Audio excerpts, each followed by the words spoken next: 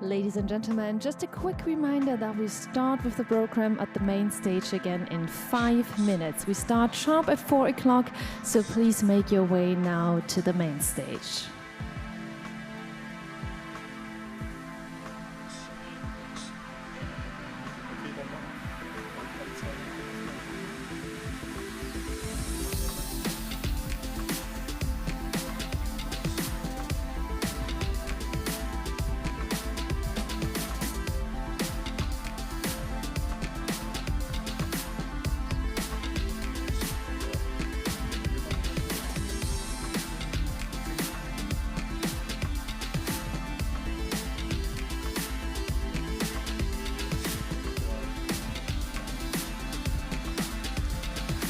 So, ladies and gentlemen, once again, we start with our program at the main stage in about 5 minutes. So please do now make your way back to the main stage. Thank you very much.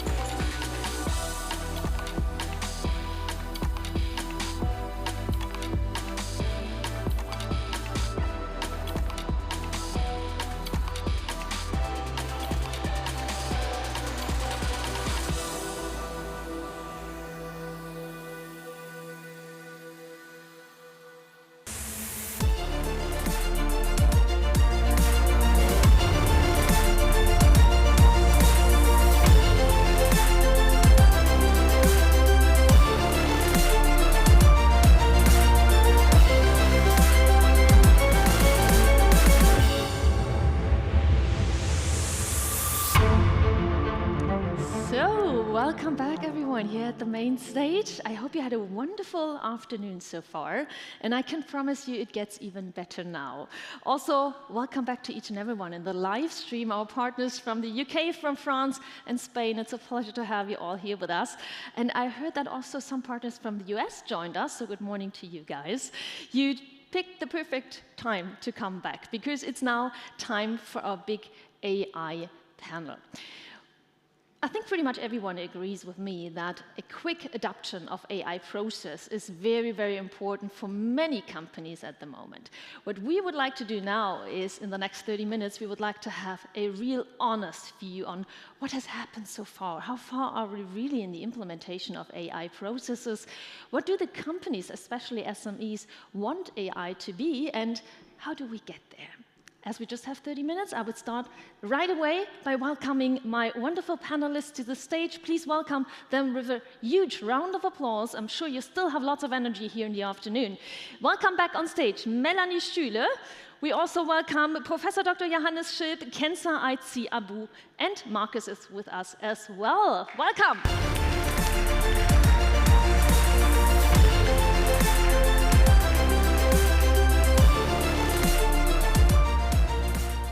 I'm very much looking forward to the upcoming 30 minutes. Just give me a second to introduce yourselves. Melanie, we saw you in the morning already, but some of our guests just tuned in. So very shortly, you are Managing Director at Bechtle Clouds. We have Johannes with us. He's professor at the University of Augsburg, where he holds the chair of production informatics and is a full professor for digital manufacturing. Pleasure to have you. Kenza, she is the CTO of Fiege, a logistic giant. Very much looking forward to your point of view. And Marcus, we know you already. You are the CTO of IONOS. So again, we just have 30 minutes, so let's jump right into the topic. I would love to start with a really honest view on where we are at the moment. Melanie, I would love to start with you. Bechtle, you're working together with around 70,000 clients from many different companies, so you have a really good overview. How far are we already in the different industries when talking about the implementation and the adoption of AI processes? Are we ahead of the curve, or do most of the companies still have to catch up a lot? Interesting question. So I think at the moment it's like an experimental phase, I will say. The customers, they know it's here. Some customers are working with it already, but the most of them are, I will say, they are struggling also a little bit around the big offer. It's coming from the market and what they can do by their own for their company to optimize processes, maybe to optimize costs, maybe to bring more knowledge in the company and so on. And I think they even don't have at the moment the right plan, their own narrative, I will say, how they can get there, how they can use it and so on. So this is so a little bit my... the feedback you get from the clients? Yeah, right. Perfect. Kenza, what about Fiege? I just mentioned a logistic giant, so lots of potential that I can personally see here. For what kind of processes do you already use AI, and do you feel as a company that you are ahead of the curve, or is there still a lot to do? Okay, self-assessment is difficult, but let me start by this. At least we have a plan. So, as you said, many of the companies struggle with building up a plan. We do have a plan. We have an AI strategy, but the first things that we have to tackle are our data infrastructure and IT infrastructure. So these are the things we started with, because we need this baseline, otherwise there is no possibility to do any AI. And at the same time, we are building here and there some use cases. So to give hope, okay, there is AI, look here. So we built demand forecasting, for example, to help our colleagues to better plan and the resources in a warehouse, for example. So we have to work on both sides. It takes time, and sometimes you risk some deception, because obviously our colleagues see, okay, we've been working on it, but they don't see how their job is improving on a daily basis. And to be able to do this, so to scale AI, everybody, and to have an impact also on a day-to-day job, you really need to have done your homework in the last years, and with this I also mean digitization. And this homework hasn't really been done properly, so these are the technical depths we have now. As this is such an important topic to make sure everybody is in the same boat, I would like to address that later on. But for a second, Johannes, I would like to go with you. You have a mechanical engineering background. You work in research. You focus on the digitalization of manufacturing. So what trends, what kind of trends do you see? What kind of fields do you see where AI is already making its way into the companies? Well, we saw the numbers in the morning. I think trends are more or less 20% of companies are using AI, or they're not really using AI. I think they are thinking about it. But I'm quite positive because, you know, we are running a big project in Augsburg, the AI production network, with more or less all SMEs in the area in Bavaria. So we have a lot of good applications in manufacturing, more or less optimizing processes, also cost reduction, but more or less optimizing process in the first area. And it's not only labor or experimental work somehow. It's a real process, and they are developing also with, for example, Gen AI methods, new machines. So I think, yes, it's not all companies, but you know, it's also really a big challenge. So we have to think or count. I think in 10 years we have to meet us here again and thinking about what was this evolution or the development. And I think we have to keep the speed up, or to speed up the development processes. But I think we are in a positive situation. And we have to think about not only the potentials, but also real added value using AI in the manufacturing area. So you can already see the first use cases, and it's always harder for the first movers. In our lab. Yeah, exactly. For the first movers, it's always more difficult than for the others that just follow. Yeah.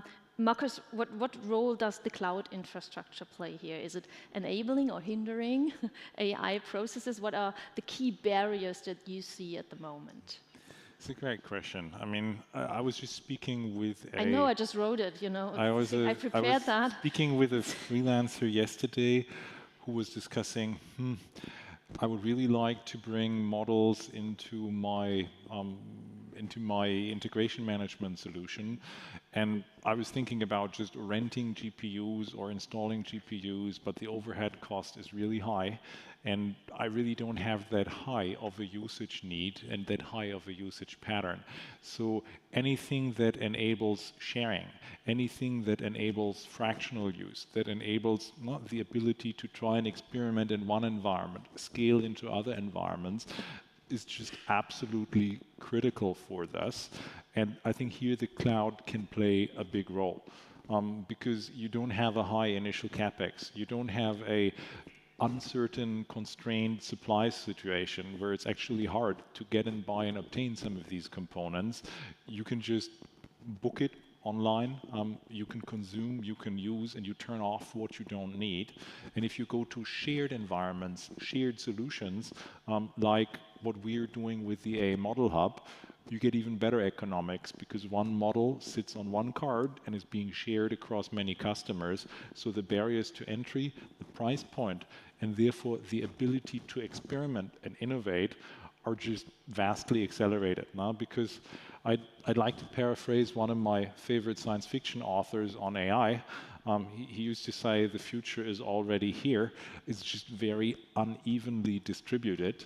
I think that's the situation that we're in right now, and that also we as IONOS are in. Not just to complete that round of stock taking. Where are we? I'd say we are unevenly distributed. We were very quick to bring out things in products like the AI website builder. I keep getting calls from hopeful startups saying, we have an AI website builder, don't you want to buy our company? And my response is, we launched one last summer. So we were rather quick on some of these things. We're unevenly penetrated on others. Are we already taking the best advantage of digital asset generation and marketing Do we have the full potential realized of what AI can do for software engineering productivity? I don't know. Do we have AI and customer support pervasively installed and used everywhere? Well, we have a first digital bot for customer service that's running in the United Kingdom and other markets and getting attractive results of our knowledge base. But there's so much further ground to cover. If really every individual business function wants to realize the full potential that we can do, there's a journey ahead of us, for sure. Yeah. Yeah, I mean, I have a... Yeah, Kenta, go go ahead. ahead. Similar situation. I was thinking while you were describing your situation. In the warehouses, for example, we have a lot of automation. And of course, we do computer vision and speech to text and these kind of things. But we don't really realize it is AI, right? So we have pick robots, and they pick themselves, and they recognize what objects they have, and they even change the absorption power, and even their, how do you say, the robots? How strong they grip? Yeah, they change the grip. So depending on what they need to pick. So on that side, I would say we're doing fine. But if you would ask someone at Figure internally, are we using AI? They would say no. And I think it's also because of this different understanding of what is AI. Many people compare it with ChatGPT. I mean, at least ChatGPT even better than thinking of Terminator. So it's already an improvement. So depending who you ask, if it doesn't impact their daily work, they would just say no. Right? And what is already there and what works is that, okay, this is done. So it's really hard to meet all expectations. Absolutely, absolutely. I was thinking about leaving 3 minutes ago because it seems like you don't need me for that conversation. Because that is exactly where I wanted to go next as a second major pillar. You talked about the cost saving, the factor of cost saving. What is at the moment the major driver for using AI? To implement AI costs a lot of money. It costs money because of the IT infrastructure, because of people. Companies just invest if they see a long-term benefit. What, from your point of view, is the major benefit in long term? Is it the cost saving? Is it the driving for innovation? Can you even strike a balance between it? Maybe, Kenta, you can go first. You just named an example very quickly. What's for you, from a C-level perspective, the major driver for now to invest in AI? I mean, I see it as a strategic investment. And this is also the problem with AI use cases, let's say. Usually we expect a business case, so we treat them as a transactional investment. So you expect a business case, and there's a return on invest one day. And in really machine learning use cases, it's really hard to tell beforehand, because you don't know, do you have the data? Which quality? You need to hire people to do this first analysis. And then they build the models, and then they test the data, and then at the end they realize, no, this is just garbage. But you have invested already. So it's really hard to build this business case before trying. So there's always a pre-investment you need to do, otherwise there is no answers. And those use cases are hard to finance. Use cases as warehouse automation, as I mentioned before, so we have a robot picking.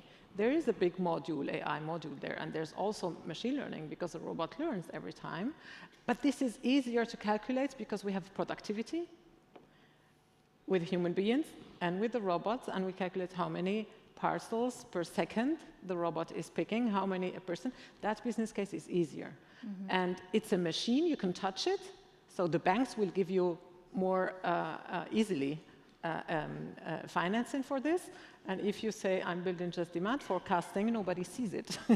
It's just code, right? I mean, even that, there you have productivities, but it's harder. It's harder to find. And you can calculate the benefit much easier, right? For AI processes, a lot of trial and error, and see how it works. And But you know what is even more expensive? The cost of inactivity. I see. Yeah. It's hard to quantify, but you cannot do nothing. This is something we really need to forget. Can somebody just write that down because it's really important? Thank you, Kenza, for that. Johannes, from your point of view, you also work together with different companies. Is it more like the cost-saving part in long term, or do people really invest in AI because they see it as a driver for innovation? Well, I think it depends on if the companies are having plans or having a mission in using AI. I think it's cost saving, but more or less now it's more being innovative, I think. I compare it always with the automation area in the 90s, the first robotics, Augsburg, for example, KUKA, yeah. But nowadays it's another story. But in the former days, having a robot in the factory, in the manufacturing system, it was the symbol for being innovative. And now it's, I think, the same with AI. But it's optimization of processes. It's the goal of cost savings, and also, I think, in thinking about new business areas. And that's the most important thing, that you have a plan where your business is developing. We are here in the front, in the first row, one of our partners is sitting, and it's a machine manufacturer. And they have to think about, all machine manufacturers have to think about how to sell their machines in 10 or 20 years. And I think without AI, they are out of the party. I see. More or less. Melanie, you had, again, a great overview as you're working together with so many different partners. Anything you would like to add, or is anything explained? No, I totally underline this, but in our opinion, it's both all the time. Mm-hmm. It's cost saving and it's innovation. And when I look in our company, as we are also a customer, and when I look, so I totally agree on that, because when I look in our logistics, for example, when we digitized this was clear use case, and there was innovation, and we planned it, and an investment. When I look in us as the system integrator, as the consultant for many customers, together with the vendors, it's a little bit a different thing, because there we have to invest pretty early to become a knowledge-based company for the consultancy around that. And so, and this is what we are feeling also from the customers, that they think about, okay, should I invest in the knowledge right now, or should I invest in my necessity I have around the IT security, for example, and so on. And maybe not everywhere it's combined at the moment, and I think this is where we have to step in all to help to build up the right use cases, to find the right offers, to bring cost saving, investment and innovation together, to help all the customers with the mass of offers they have in the market. Yeah, let's go on with this last thought. What are the major challenges at the moment when implementing AI? What is companies holding back at the moment? Why are they not maybe investing in artificial intelligence? That's like the third big pillar I'd like to talk about. Marcus, maybe you can go first. What kind of challenges or main challenges do you see at the moment? Are they technical compliance? Are they process related? What is the major topic? Or is it all of them? I think this is really changing at the moment. No? When I started doing AI around 2015, 2016-ish, no? This was deep learning was coming out of academia. The first things that were tackling image processing on GPUs were starting to approach human level accuracies and image classification leaps and bounds. At those times, it was about purpose-built models for a purpose-built use case. And data availability, data collection, the ability to have data that you can train off was absolutely mission critical. It went to the part that actually your legal department was the most important department, because the customer terms and conditions that would allow you to use or not use the data for certain purposes were mission critical in could you train models that do certain things or not. And that was a very huge upfront. I think the advent of large language models has changed this a lot, because the LLMs are inherently multi-purpose. Now, they can do a lot of different application cases by just combining a first system-level prompt with whatever input you provide into the model. No? You used to train a sentiment model to say, is this a positive or a negative customer review? Right now, you can just ask the LLM and say, hey, you are a sentiment detector. On a scale of 1 to 10, would you classify this as negative or positive, with 1 being negative and 10 being positive? And you have your solution. No? So a lot of the IT industry has been about low-code environments, no-code environments, rapid application development, not prototype-driven development. I would argue that the advent of LLMs is actually to bring low-code, no-code to the AI space, because you don't need to be a programmer, you don't need to be a data scientist, a data collector. You can be a prompt engineer, and you can actually build use cases rapidly. So I would say the barriers are transforming a bit. It's not so much the huge upfront collection anymore. Right now, it is the ability to then, as you bring out a solution, manage that solution and drive rapid quality improvement, because most of the use cases are new. You don't have the upfront data, and you need to tweak, react, improve, react to make the thing truly fit for purpose on any given day. No? So that's at least how I've seen the industry evolution take place. There are still many use cases that require a traditional deep learning approach of upfront data collection, particularly in foundational models. But for many of the business applications, LLMs and retrieval augmented generation are beginning to change that in certain meaningful ways. But you seem to have an opinion. Kenza would like, for 10 minutes, she wanted to add something. I wouldn't recommend to have anybody do prompting, because you really need to know which tool you are using. Oh, absolutely. When we're talking about generative AI, you can use it to detect the sentiment, maybe, or to know if the review is positive or negative. But if you give it to people and they use it for everything, it's a disaster. Because I had the example at Fige where people use this to do demand forecasting. I'm like, no. It's something different.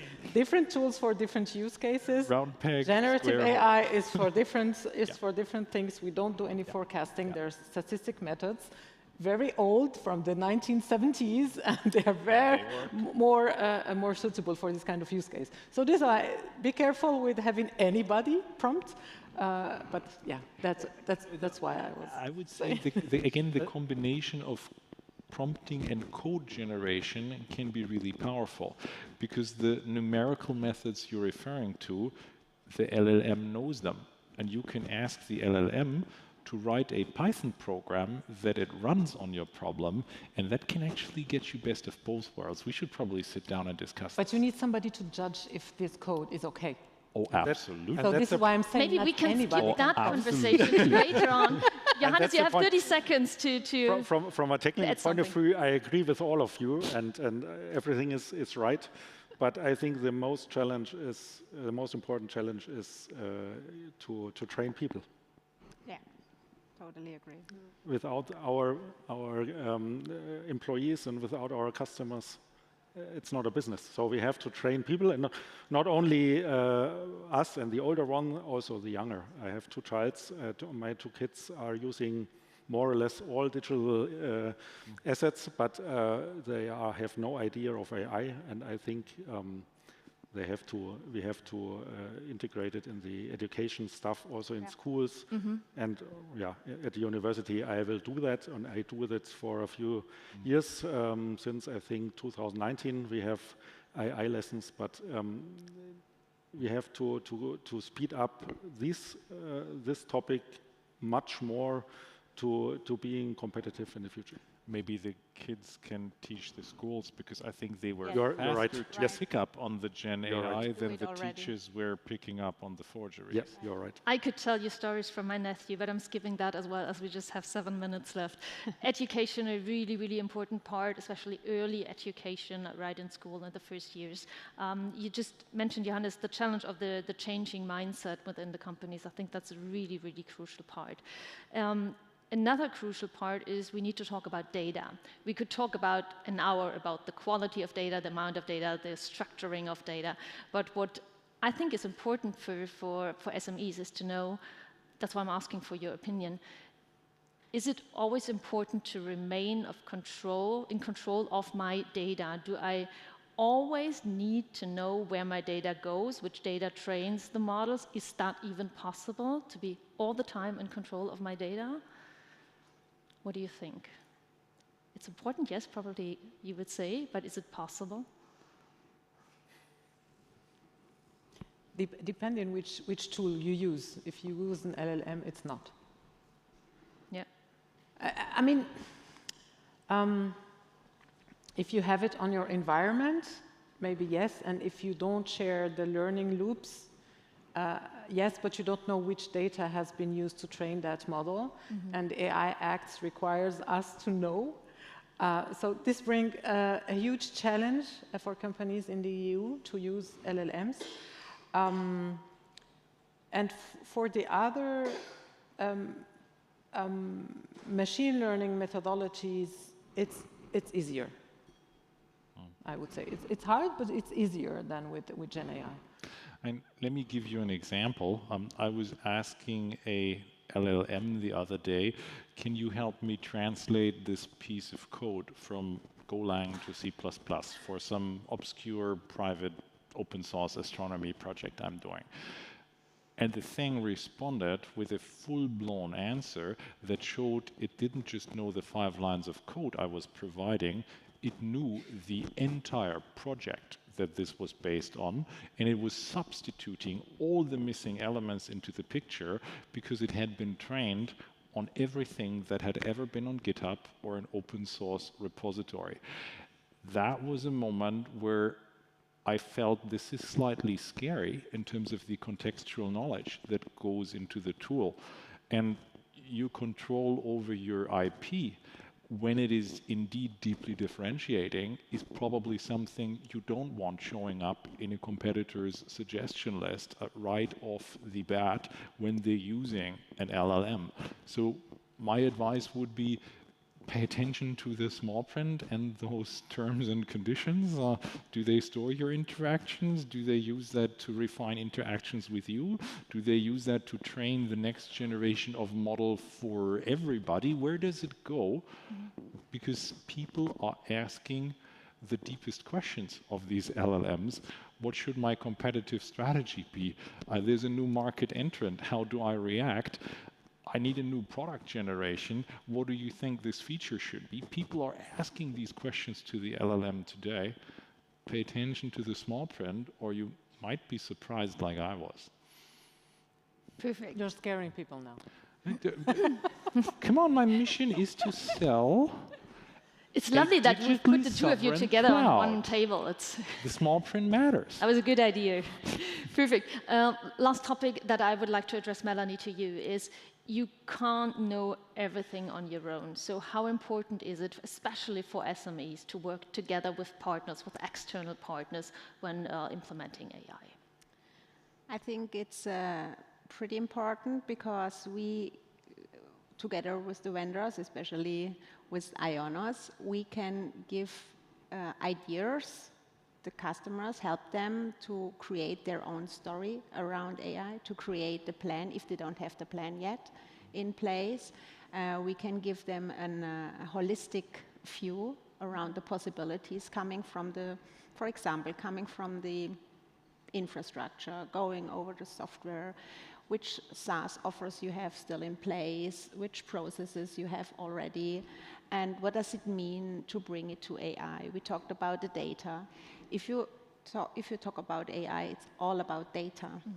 So you have to make clear what does it mean for this dedicated company, and how can we help as a partner that he can solve the challenges and to create the necessary use cases and to create the necessary next steps. So I think it's pretty important to work together, and and we can bring, I think, the things together to the table, and we will create it together. We are not coming and saying we have a plan for everything, but I think we can create the plan together. We can help for that. Perfect. I would say let's conclude this for a second, because for the last 2 minutes I have prepared 3 questions for you, and I would like to ask you to answer very quickly, the first thing that pops up in your mind you have to say, okay? Perfect. Marcus, you go first. Which AI tool or service do you hope someone invests soon that would greatly benefit mid-sized companies? A tool or a service somebody should invent? Very clearly, it's reasoning. Deep learning for reasoning, which would stop the confabulation of current generation LLMs. If you can do proper reasoning and trains of thought successfully, you can do anything. Kenza, a tool or a service somebody should invent very fast. Yeah, cooking. Very easy. That's a good one. Johannes. AI in education. Melanie. Managing my kids. Your kids, oh yeah, I can feel that. Okay, so the second question, maybe Melanie, we start with you now. What's one piece of advice you would give to a mid-sized company just starting its AI journey? Go in dialogue with us. That was the commercial block. Johannes. Don't being afraid of it. Yeah, that's a good one. Kenza. Start small, but start. Good one. Marcus. Take your users on the journey. Perfect. Okay, final question. How do you see the role of AI evolving in mid-sized companies over the next 5 years? Marcus, you go first. I'm sorry, as a large language model, I cannot answer that question. Kenza. I think in combination with machine production, there could be an awakening moment. Because we have this skill in the industry, we just need to combine the AI part. Johannes, what role do you see AI having in 5 years? I think when they have done their homework in digitalization, it's the most important area of business. Melanie. I think it's the most important area of the business also without done their homework. Perfect. I would say thank you very much to all 4 of you for this super interesting 30 minutes. Let's start. I think that's the most important part, and then evolve in the process while going. Thanks a lot. A huge round of applause to all of you. Marcus, Kenza, Johannes, Melanie, thank you very much. Thank you. And we check on the status of AI next year again. Feel free to leave. Yes, thank you very much. So we are right in time, that's awesome. And we do now come to our great expert battle. I have promised you 2 very strong opinion leaders with a very different point of view on the whole topic of artificial intelligence. So let's ask him, AI beyond the hype. Please welcome on stage Philipp Klöckner, investor and advisor for digital marketing and organic growth. Most of you know him probably from the Doppelgänger podcast. Here is Pip. Good to have you, Pip.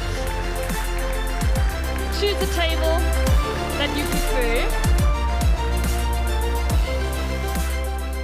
And our second expert is Jürgen Geuter. He's research director at Art & Com, an independent writer and theorist, formerly known as Tante.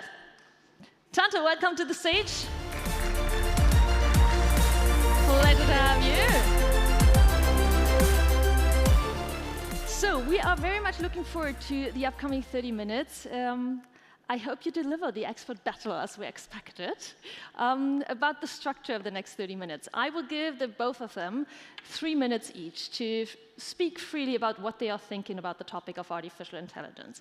Afterwards, I have prepared some sentences, some questions about AI that I have found somewhere in the internet. It's not only journalistic content, it's also, I've looked at forums, like a really dark content. I will ask them these questions or sentences, and they have to give us their opinion on it. And afterwards, I have promised you that we have 10 minutes of time for your questions. So this is really a unique opportunity to ask Pip and Tante anything you would like to know. Okay? That's about the structure for the next minutes. I would say we start with 3 minutes of free speech. Pip, you go first. And your topic is fire, electricity, AI, the natural evolution. Here we go. Thank you. So let me start by saying that I have deep respect and appreciation for Tante's work, and I'm 100% sure that we agree on more things than we disagree on. The second thing is, if you listen to our podcast, you know I'm far from being a technology optimist. I'm actually quite skeptic and critic about lots of the developments in Silicon Valley and their protagonists. However, for today, I will take the role as the ultimate AI optimist. And I will actually reproduce the words of one of these protagonists, which is Sundar Pichai, the CEO of Google, who said that the AI might be the more profound technology compared to fire and electricity. What fire, electricity, and AI have in common, I think, is that they are general-purpose technologies. If you want to say AI is one technology, obviously it's a bit fuzzy thing, but let's call it machine learning or deep learning.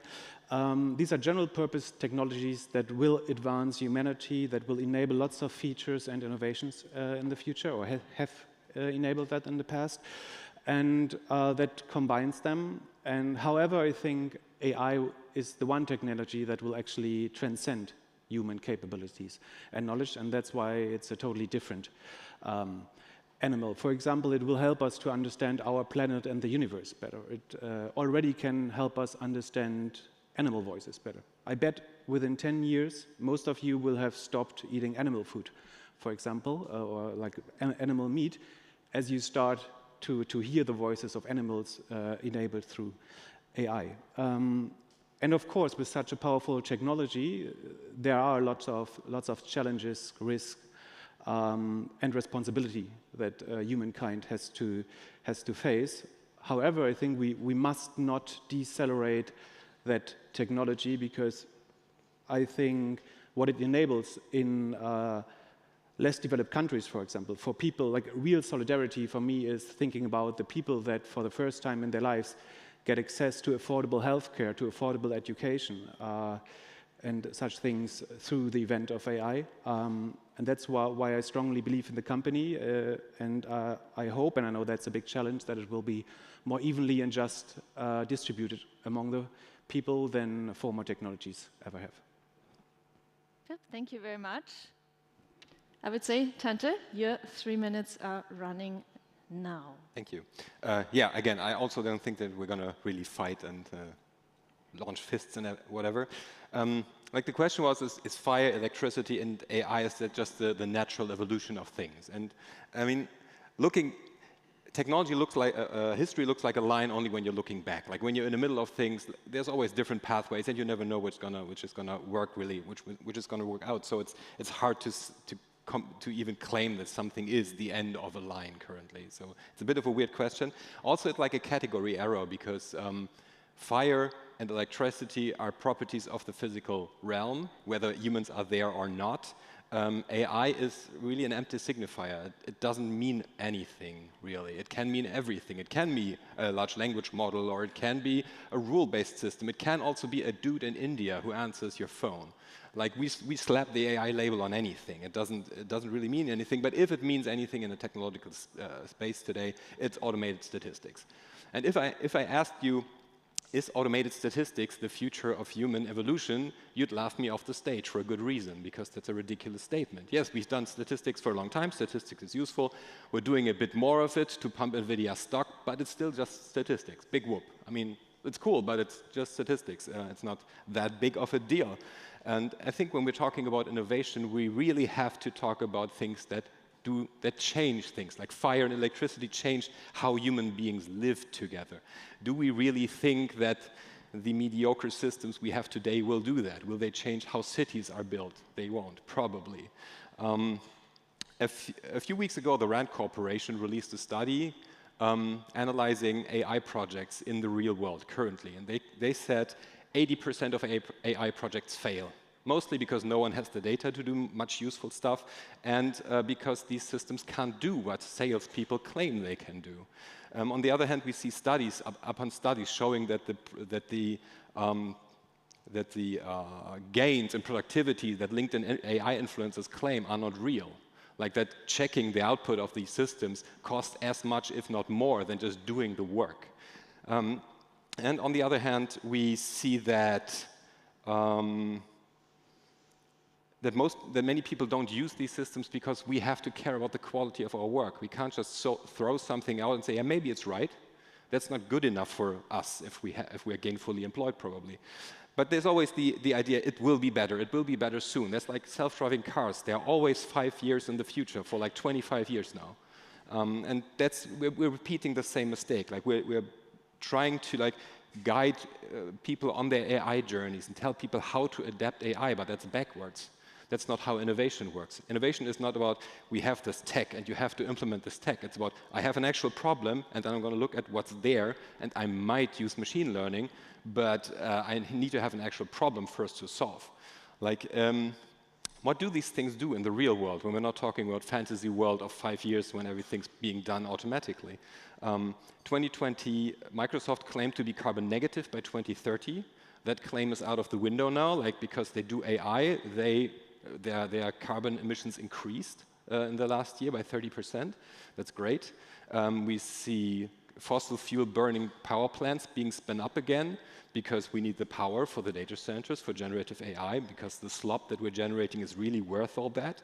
And I think that if we look at problems, we have too little mediocre, potentially false text. Is that a real social problem that we need to focus on? I don't think so. So I think the AI is not the big revolution or evolution, as it was claimed. It is a thing that's taking up a lot of headspace currently. We're talking a lot about what to do with AI instead of talking about actual problems, like, for example, climate change, which, as I just said, AI will make worse. So I think we should stop looking so much at AI, thinking, okay, machine learning is nice, we can use it in a few situations, but let's get back to work and focus on actual problems. Tante, thank you very much. There were a couple of things in that I would like to address later on, especially the topic of the climate change. By the way, you don't have to fight, especially not physically. I just wanted to mention that. And also in an expert battle, it's absolutely okay if you are on the same side of opinion. That's what I just wanted to address to you. Stop eating meat. That's just a good idea, whether you hear the animal or not. Just stop it. I finished just 20 years ago. It's a good idea, I can tell you. Okay, perfect.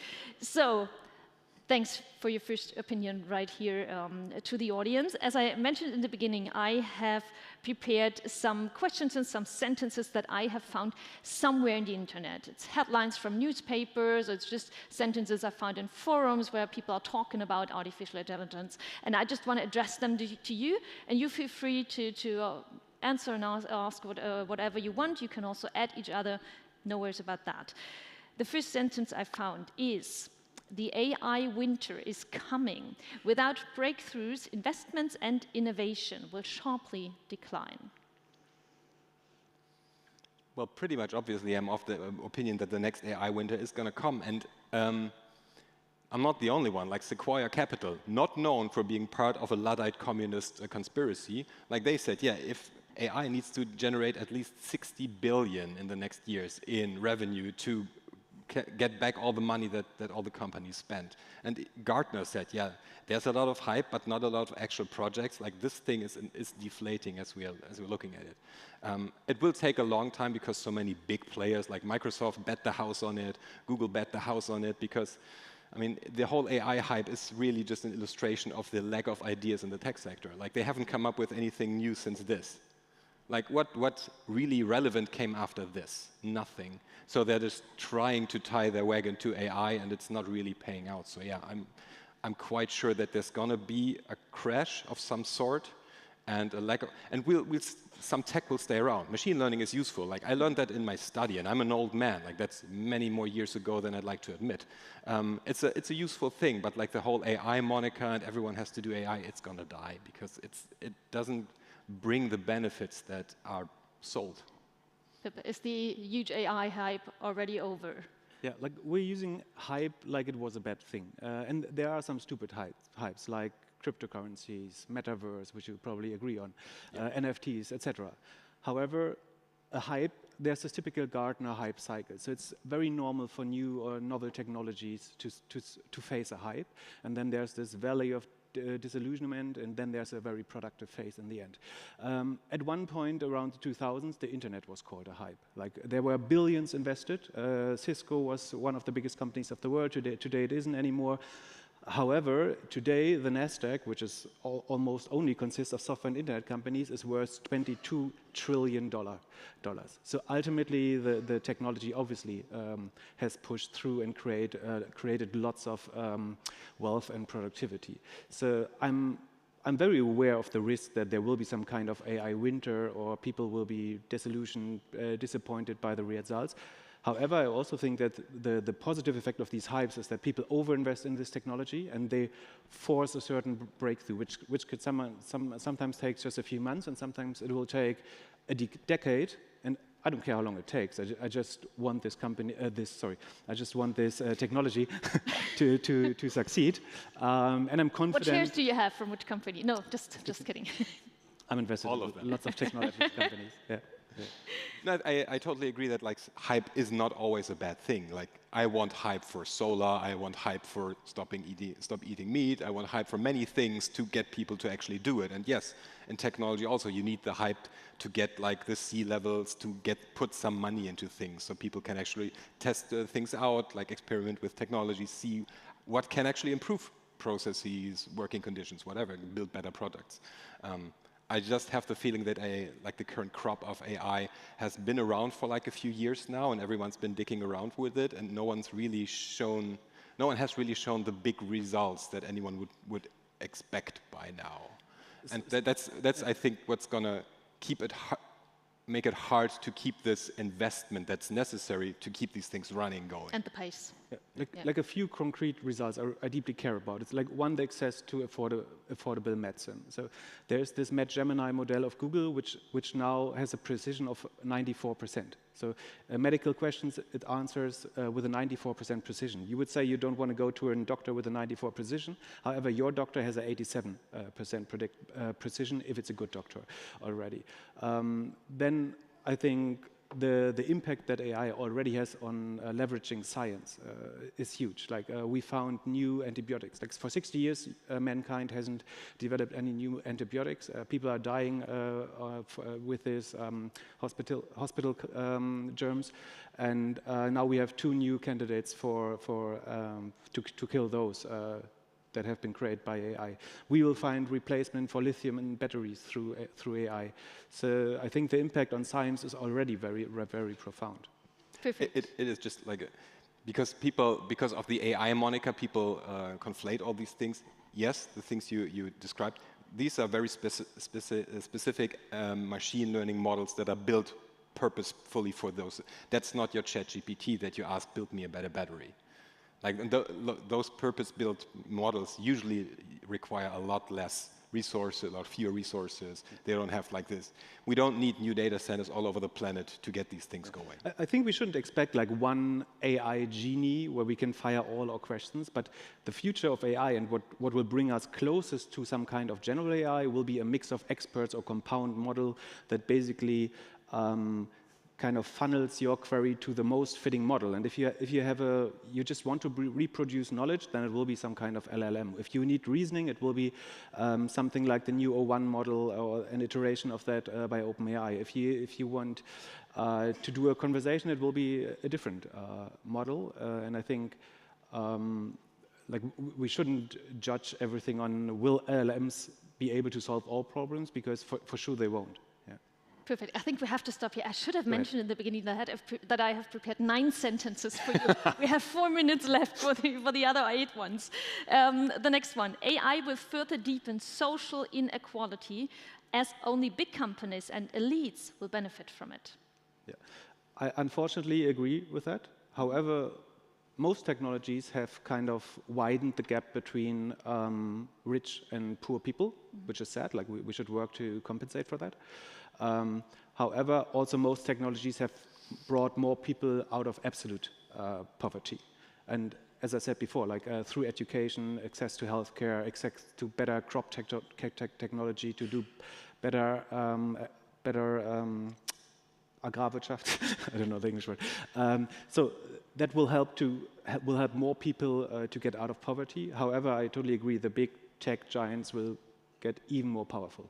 Agriculture was the word. I was looking for it for 20 seconds now. Yeah. We can act on that. That's a difference. Like most of the problems that we see or that we blame AI for are actually human problems. So stop blaming the technology for stuff that's actually up to us. I totally agree. It will widen the gap. It will make it very visible that you can afford the better model in comparison to your poorer competitor or the kid in school that can only use AI and doesn't really get training by a human being that can actually react to them. And I totally agree, it's not really a technological problem. We have a magic solution for that. It's called taxing. Tax the rich. Billionaires should never exist. What about the gap between the US and Europe? AI will widen the gap between the United States and Europe, solidifying US dominance in tech and innovation. Sorry, will the gap become bigger between United States, which is a tech driver for innovation, and Europe? I would say it depends, if I may. So theoretically, I'd agree. However, if we can make this open source, mostly open source technology, which usually everything that's infrastructure in the internet, the Apache server, what's on my iPhone, on my Pixel phone, the thing in our cellular towers, that's still open source infrastructure and open source software. So if we continue to build like really independent open source models, I think it might distribute the technology at least more justly and evenly. However, generally, I think that the US, like the gap will widen between the US and Europe. We also shouldn't forget that China is already a thing that exists and that is putting a lot of money into AI research and into building up their own infrastructure, their own processes, processors and that kind of stuff. So yeah, Europe is going to play catch up again. But we're used to that. That's always what Europe does. Exactly. The next one is generative AI will lead to a profound loss of trust in information and media over the time. Yeah, that might be even from my presentation. Like I'm super convinced that just because the cost of creation of content are infinitely small right now, through all channels, SMS, messages, all the social networks, email, we can be bombarded with content basically. And the problem is not even that we don't trust that content anymore, like that we don't, or we are manipulated by fake news.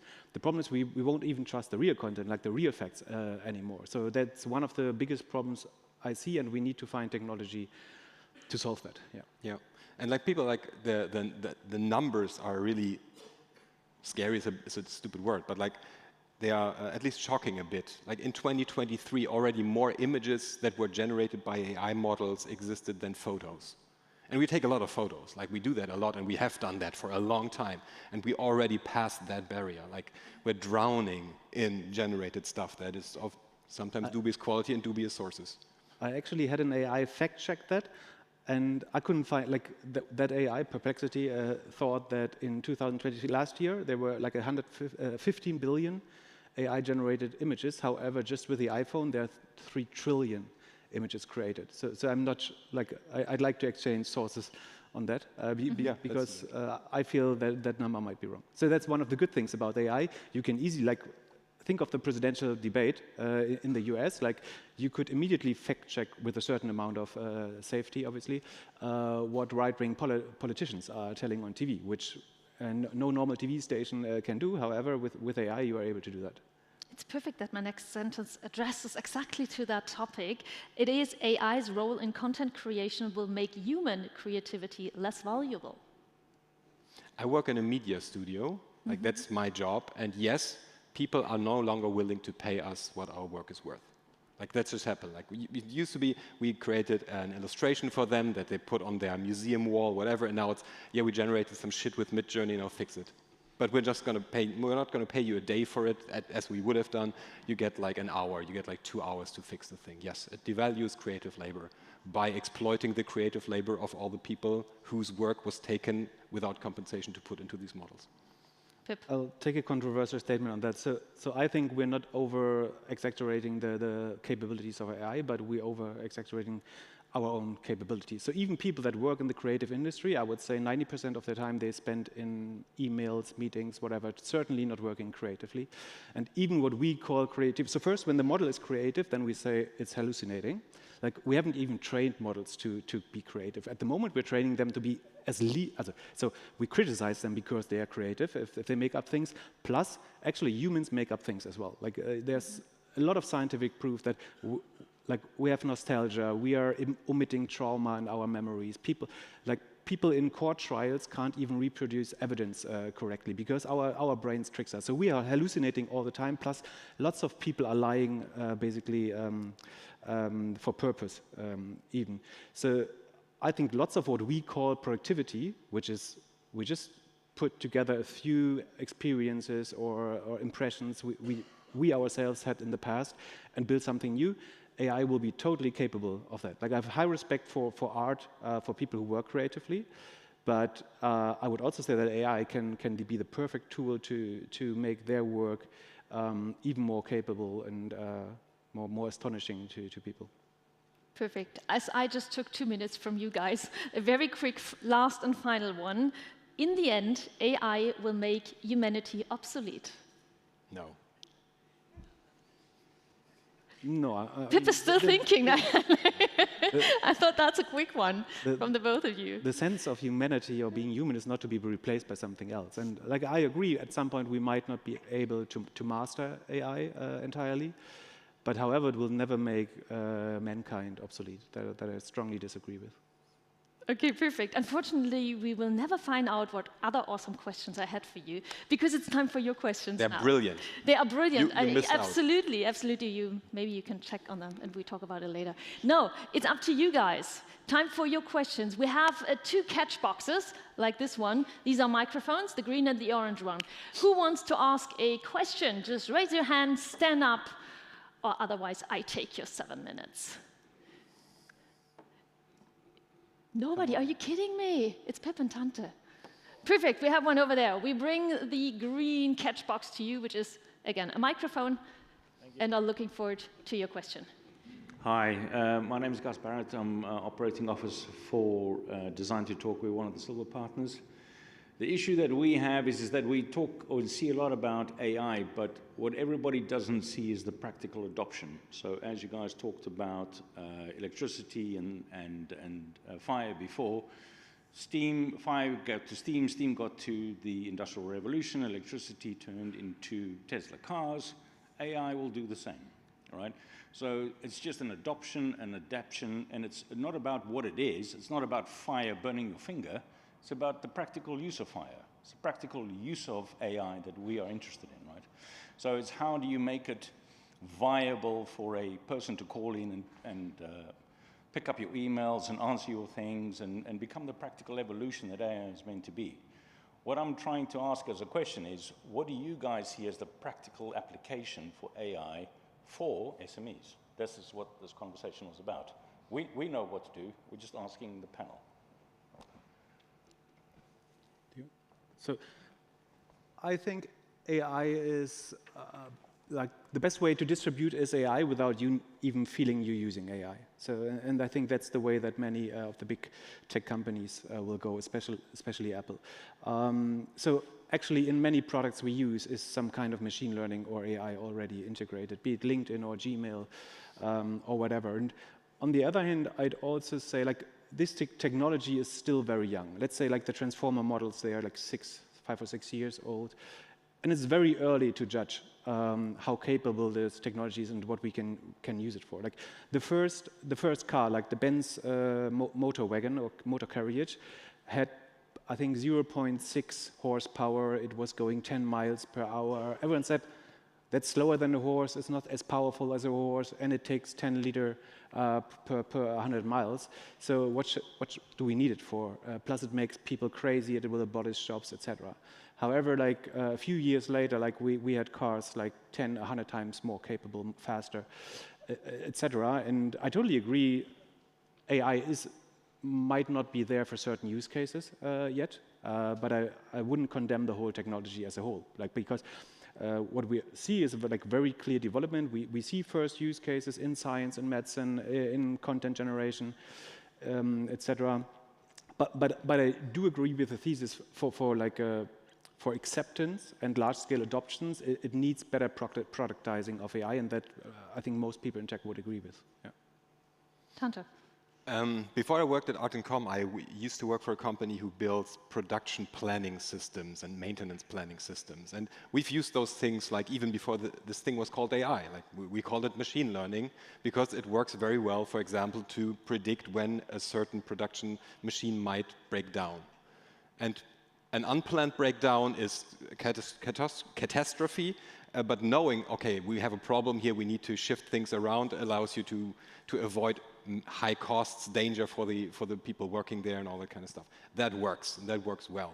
Like a lot of but these systems are very focused and specific to the use case. If you're a company that has well annotated data that knows, okay, we've tracked our machine data over years, then you can really easily and quickly, with given today's tech, build very useful systems. I probably wouldn't call them AI. It's just machine learning on data streams. It's basically signal processing. It's advanced signal processing using statistics. And that's massively useful for many aspects, but it's not we're replacing all the people. It's just a thing that the system, that the machine now does. It can tell you, I have a problem here. Like your card maybe tells you like the pressure in your tires is a bit low. But that's just a sensor, and with more complex processes. We had a project with a plastics producer where to know whether the production process was correct took 6 weeks for the stuff to just lay around till it settled. And we built a system where with infrared cameras and some machine learning, we could tell you whether the process was successful while it was running. That is a huge time saver, and that saves that avoids a lot of wasteful production and that kind of stuff. Like there's a lot of stuff to do, but like focused problems in your domain. Not like, okay, we're going to take this big LLM in and it does all the things for us. Like, no, this is what we know what to do. This is a problem we have, and now throw some data at it. Okay, awesome. I would love to take the last 2 minutes for another question from our audience. We have one over there. Perfect. Hi, I'm Michael. I have a question for you. Due to the lack of the natural intelligence in politics, how do you see the future of artificial intelligence in politics? There's a saying. It's not super safe for work, but let's use it still. Fuck around and find out. Like that's how sometimes you work. Like you fuck around and then you find out what's going on. Politics is a lot about fucking around and finding out. The problem with machine learning systems and with AI is they can fuck around, but they can never find out. Like if I give you the ability to make decisions and you screw up, like you will be punished in some way, shape or form. The machine doesn't have that. Like, so these systems can never have these forms of agency of making decisions in politics or whatever. So they should stay out of politics, because politics is not something to optimize. Democracy is messy and takes a long time, but that's what democracy is. That's what it's for. Like the struggle is the point. Absolutely. Pip, please keep in mind that these are the last words of the expert battle. Yeah. I mean, ultimately, I believe that technology per se is objective. So it might help to do more rational decisions in politics and less polemic discussions, etc. However, the data we use currently obviously is heavily biased. However, again, that's a human problem. Like it was us creating that biased data. If we talk about HR processes or something, the reason why our HR AI is racistic is because our HR people were racist before. So most of the problems that we see in AI are not within the technology. The technology is quite good and on a good path to become like a very, very rational kind of companion. However, we obviously have to reflect on our own shortcomings, and we have to build a better world as humans, with humans, and then an AI can learn from us and do that even more efficiently and better in the future. Wonderful. Pip, Tante, thank you very much. You did an awesome job in the past 30 minutes. It was kind of a battle. I liked that a lot. But also, thank you very much for sharing your opinion with us. This is your round of applause. Again, I would have loved to talk much more into depth with you, but time is running. Now, ladies and gentlemen, we just make a tiny little break of around 3 minutes. You just noticed that the doors are opening. That's because the sidetracks have finished their program. So we just take a little break of 3 minutes to rebuild the stage and to give each and everyone the chance to come back here to the main stage. And then I will be back with you in around 3 minutes with Nils Müller. He's a great futurist. It's really entertaining. So please stay with us. You're going to love it, okay? I'll be back in 3 minutes. Thank you.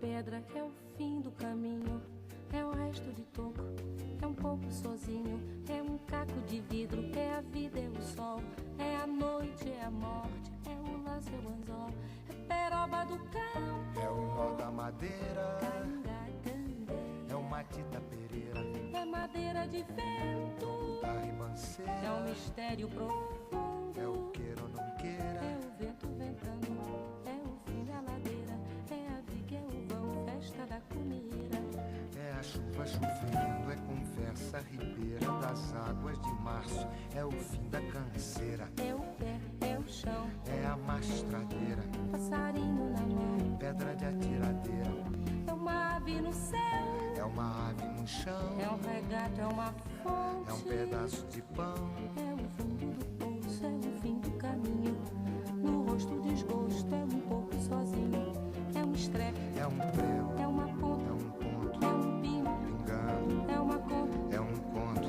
é um peixe, é um gesto, é uma prata brilhando, é a luz da manhã, é o tijolo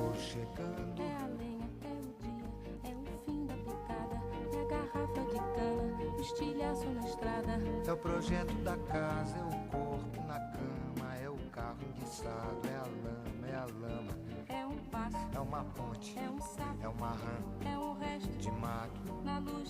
da manhã. São as águas de março fechando o verão. É a promessa de vida no teu coração.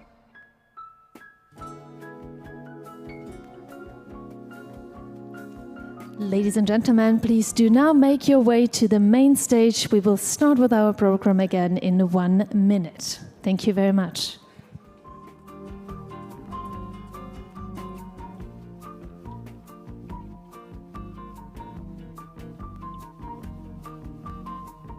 É uma cobra, é um pau, É João, é José, é um espinho, na mão, é um corte. no pé. São as águas de março fechando o verão. É a promessa de vida no teu coração. É pau, É pedra é o fim, do caminho, é um resto, de topo, é um pouco, sozinho. É um passo, é uma ponte, é um sapo, é uma rã, é um belo horizonte. é uma febre terçã. São as águas de março Fechando o verão, é a promessa de vida no teu coração. pau, Pedra, inho, peixe, coco, oco, inho, agro, hidro, ida, ol, urte, horte, aço. sol. São as águas de março Fechando o verão, é a promessa de vida no teu coração. Padaba, bade baziza, zazaziza, azananenha, anandede, badandede, badandede, andanande, andanada, andanandede, andandede, andanada, ué.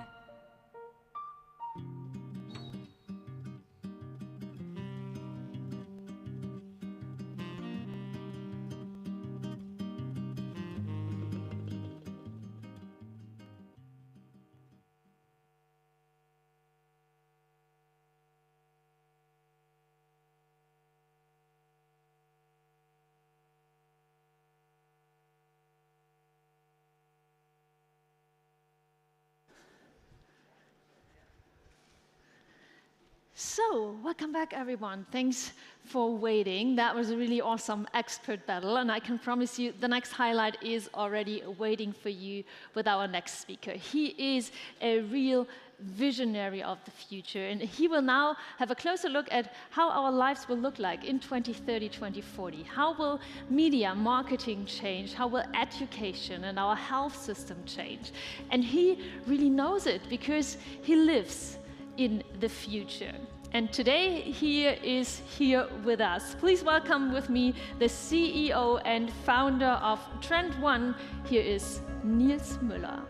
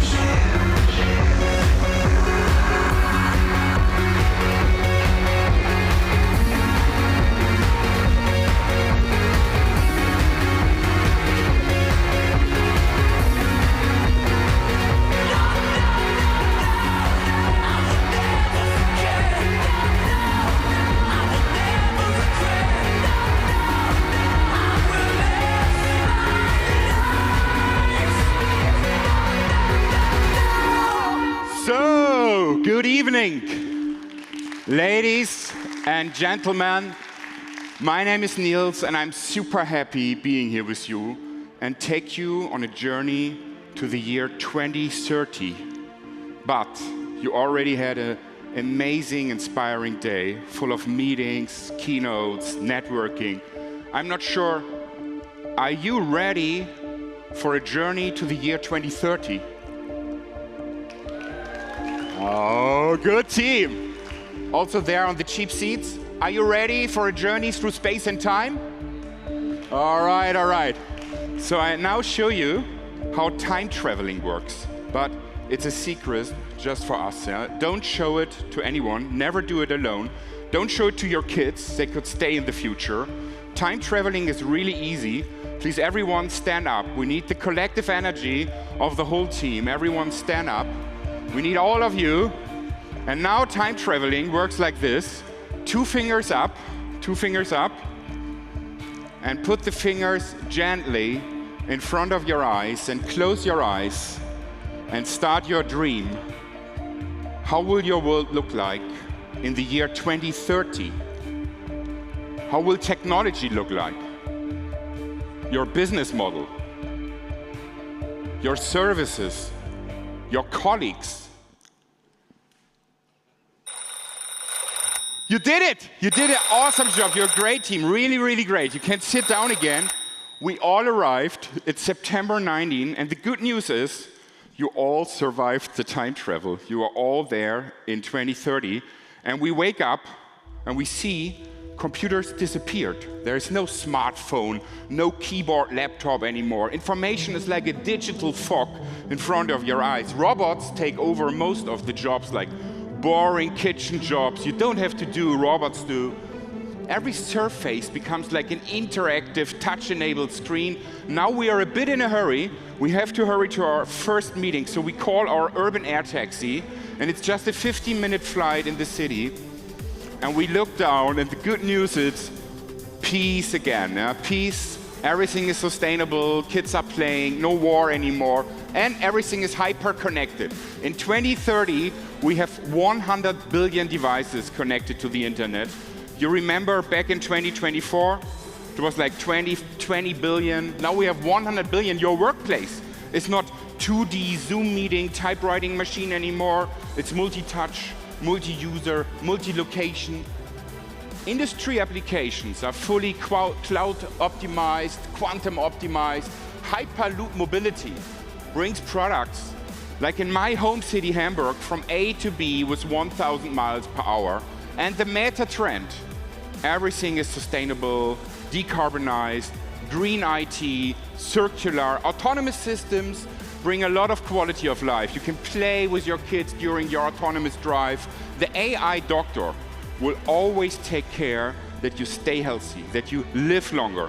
Sensors, not only around you, but also on you and in your body, measure your vital data. Sometimes you have the real doctor. Entertainment is not 2D TikTok cinema anymore, it's holographic, immersive, and many dreams we had back in 2024 will be reality in the year 2030. But you're looking kind of skeptical. Is this the future you want to have? Is this the future that will come? Is there anyone who can predict the future? No. You cannot stand here with a crystal ball. Huh? Nobody can predict the future. Don't believe anyone saying, oh, I can predict the future. It's impossible to predict because you have so many wild cards. Huh? You have a pandemic, you have a financial crash, you have a cyber attacks, you have financial breakdowns, you have any kind of disruption changing the world, super intelligence. So nobody can predict. We can just do 2 things. And the first one is we can read the trends. So we can look at trends like quantum, edge AI, things like this. We see, okay, they go up. We can read the trends and understand them for our business. And second, you are all decision makers, like CEOs sitting there. You're doing every day on your desk decisions about the future. What projects do I invest in? What talents do I work with? Who's my best partner in my ecosystem? This are all future decisions. So we can anticipate the future and we can create the future, but we cannot predict. What is a trend? Maybe some of you still remember these times. like the year 2000. It's not so long ago. We had like computers like this, and it was really heavy if we want to have mobile computing, right? And no camera, no WLAN, and so on inside. And a tech trend is if this goes from desktop computing just 7 years later to mobile computing to augmented computing. So our kids will really make joke of us that we ever was sitting in front of typewriting machines. So of course, the evolution is from type to touch to talk, from desktop to mobile to augmented. This is a UX trend, I would say. And then, or tech trend. And then there are business trends. So in the past, we talked about API, platform business, data-driven business models. Now we talk about business ecosystems where we create value together, nobody can do alone. We talk about robotic process automation, where you have factories where you can just switch off the light. It's light out factory because no humans are working there anymore. It's just like robots, 3D printers, AI, supervising AI. And then you have unsupervised AI services where you say maybe in the year 2035, no humans in the loop anymore because there are AIs that are controlling the other AIs. Maybe nobody knows exactly, but we know we have tech trends, business trends, and social trends. If you look at your kids, in the average, in Germany, there are 380 minutes per day in the metaverse.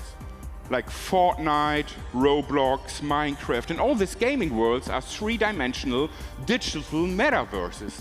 And at the same time, they love the nature. And they have a high-tech focus, but they like simple solutions. So it's more like shy-tech. Shy-tech is like this. It's like a simple interface, and complexity is like kind of invisible. They like hyper-personalized content. They don't understand ARD and ZDF anymore. They just want specially curated or created content for them. They are used to talk to the AI. So you have business trends, tech trends, social trends. If the future wants to come to existence, everything needs to come together. If you want to build aero taxis, you need the Akku tech. You need the business model from Uber saying, great, we want this, it's a good business model. You want the user saying, oh, I want to have flying taxis. You want the regulation saying, okay, we can fly in Berlin with flying taxis. Everything must come together. The trends come to existence, and the future comes to existence. I brought you for today, for your industry, the top 5, I call them IONOS Summit trends.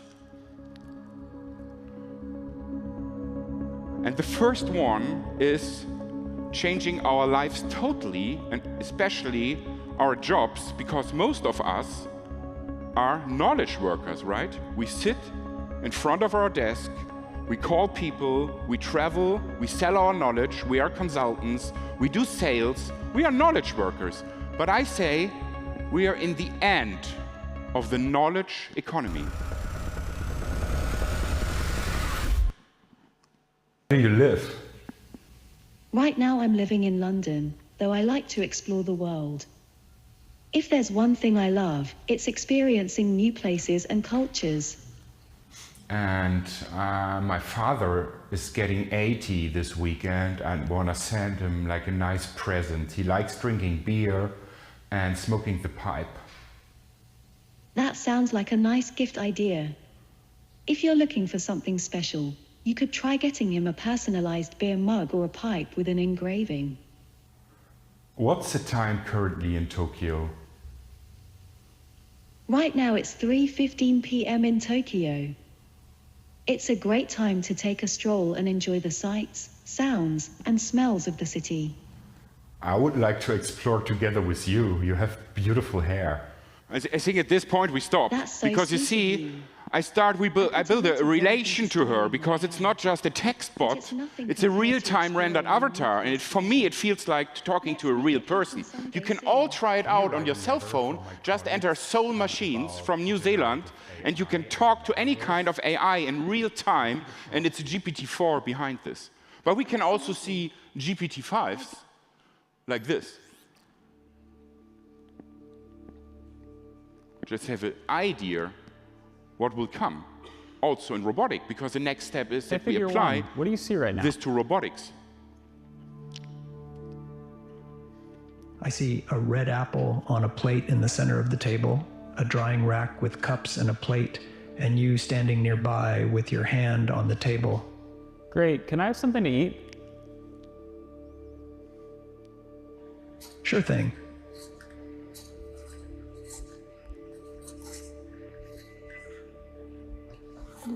Great. Can you explain why you did what you just did while you pick up this trash? On it. So I gave you the apple because it's the only edible item I could provide you with from the table.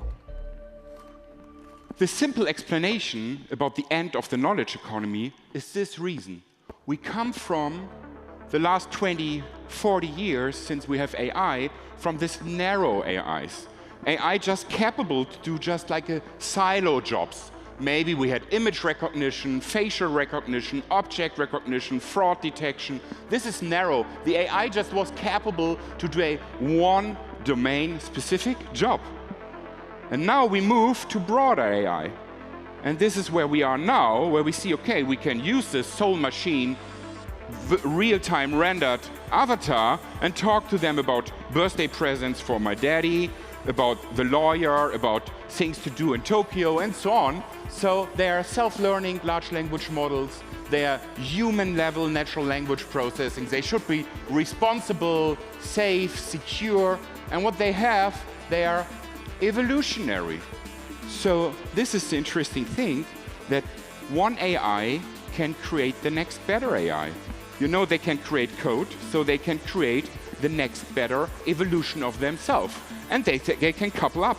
Like we meet and we create kids, 20 years evolution in humans.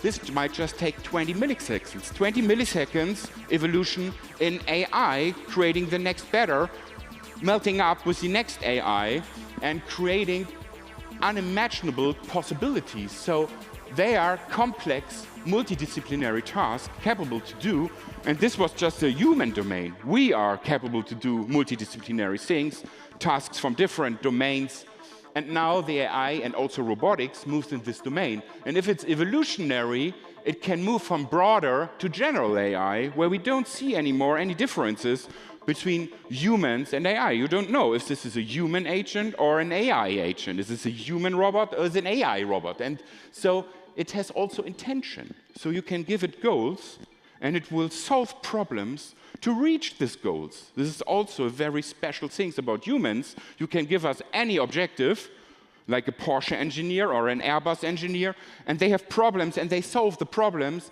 and then they will reach the goal. And AI in the next step will have this intention to reach goal, to be fully autonomous, like autonomous cars on level 5. And then we will have the next evolution of superintelligence, maybe in 3 years, maybe in 5 years, maybe in 20 years.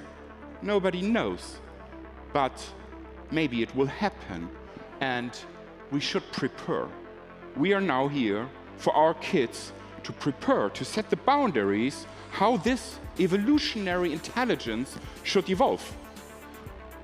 And this is the end of the knowledge economy as we know it, because AI can do many things. We already had some economies. We had the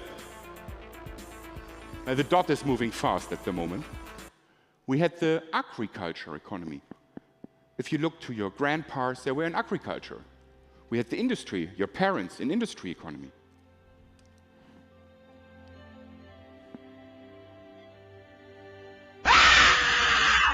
So maybe now we are here to witness the end of the knowledge economy, like we already ended.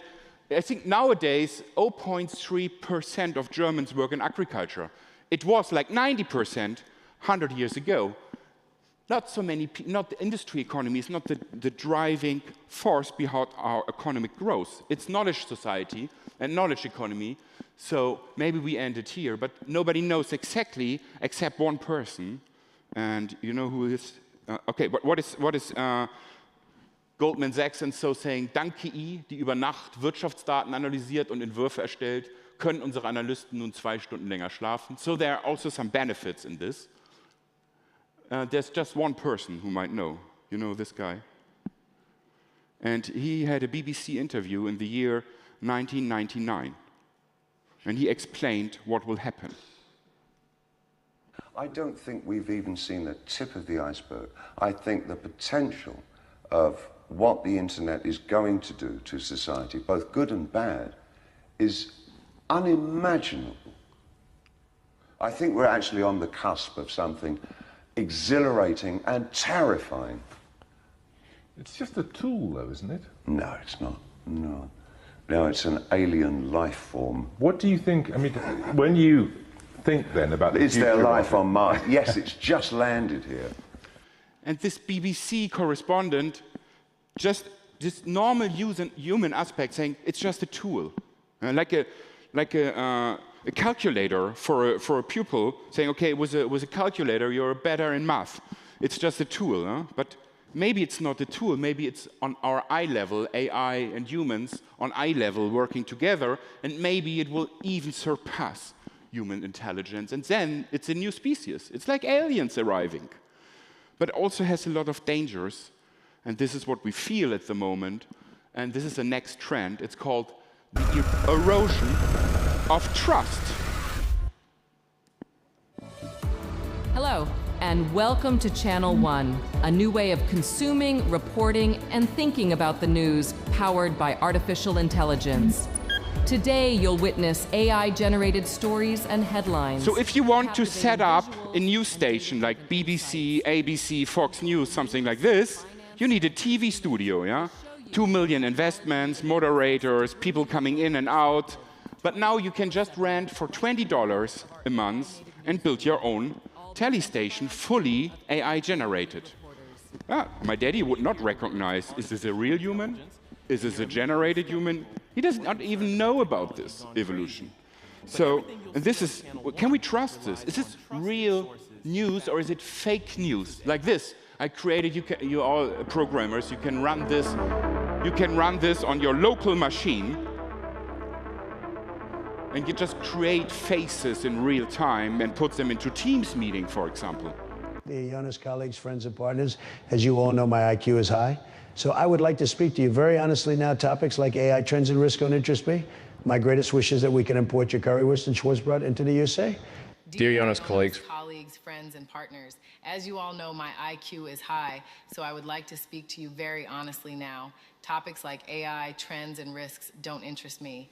My greatest wish is that we can import your currywurst and Schwarzbrot into the USA. Dear IONOS colleagues, friends, and partners, as you all know, my IQ is high, so I would like to speak to you very honestly now. Topics like AI, trends, and risks don't interest me. My greatest wish is that we can import your currywurst and Schwarzbrot into the USA.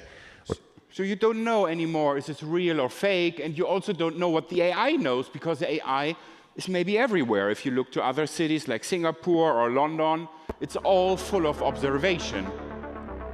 So this is a customer behavior detection from Japan, where you can see, okay, who is this? Getting profiles, but also what is the emotion of this person? Is the person trustworthy?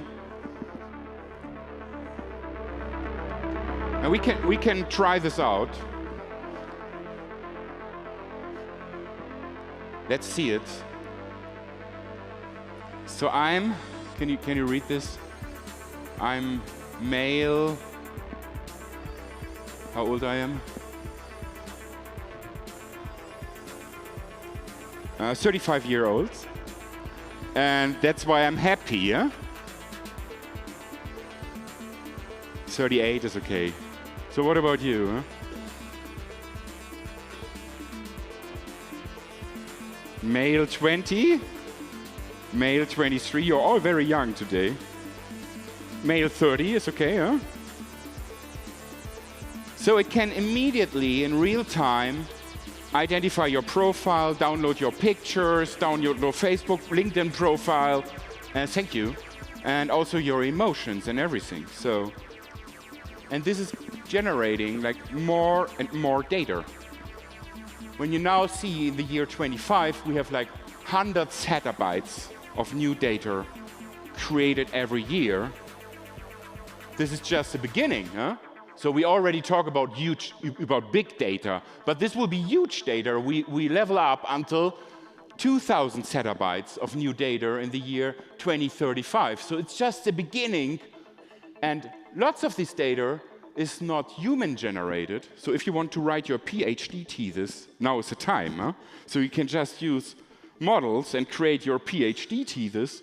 And you can also create patterns, because the AI knows like blind spots, like black holes where no patterns are, and it can create, like, invent patterns in these areas where no patterns are at the moment. So you can create content, and then the AI, again, is using your AI-created PhD work, is setting something on top. So a lot of these new data will be AI-generated. So there's a lot of huge fake data going on, and this is the erosion of trust, because you don't know anymore, can I trust it or not? And when it's the end of the knowledge economy and the erosion of trust, we ask ourselves, what is the next economy? So what is the next dominant factor of value creation? And this is the ecosystem economy. It's a transformation economy. This is Toyota building cars, autonomous cars. And this is an old lady living in the countryside, close to Tokyo. Her daughter can call the AI cabin, connects to the tailor doctor, and then the e-care cabin goes to the countrysides where no doctors anymore, you know, demographic change hits Japan very heavy. And 52 vital sensors in the cabin measuring her data. And this case is a partnership case, because Toyota is just building this autonomous cabin, partnering with insurance companies, Philips for medtech sensors, doctors, hospitals, and so on. So together in this ecosystem, they can create this value proposition. And now we see where we come from. Especially in Germany, we come from the industry economy, where it's about economy of scale, right? We were so good in this that we still have problems to get out of this. Mass production, specialization, people who just go every day there and make it better and better. And then we moved in the 80s to the experience economy. So the dominant factor of value creation was not industry anymore. It was like brands like coming from the US, like Nike and McDonald's. So it's not about the product anymore, it's about the experience. Like Nike, you get a shoe, but you also feel like a basketball player. So it's more the experience. This, in the 80s, it was the times where the marketing agencies were so strong and everything was about exploration, experimentation, breaking social taboos.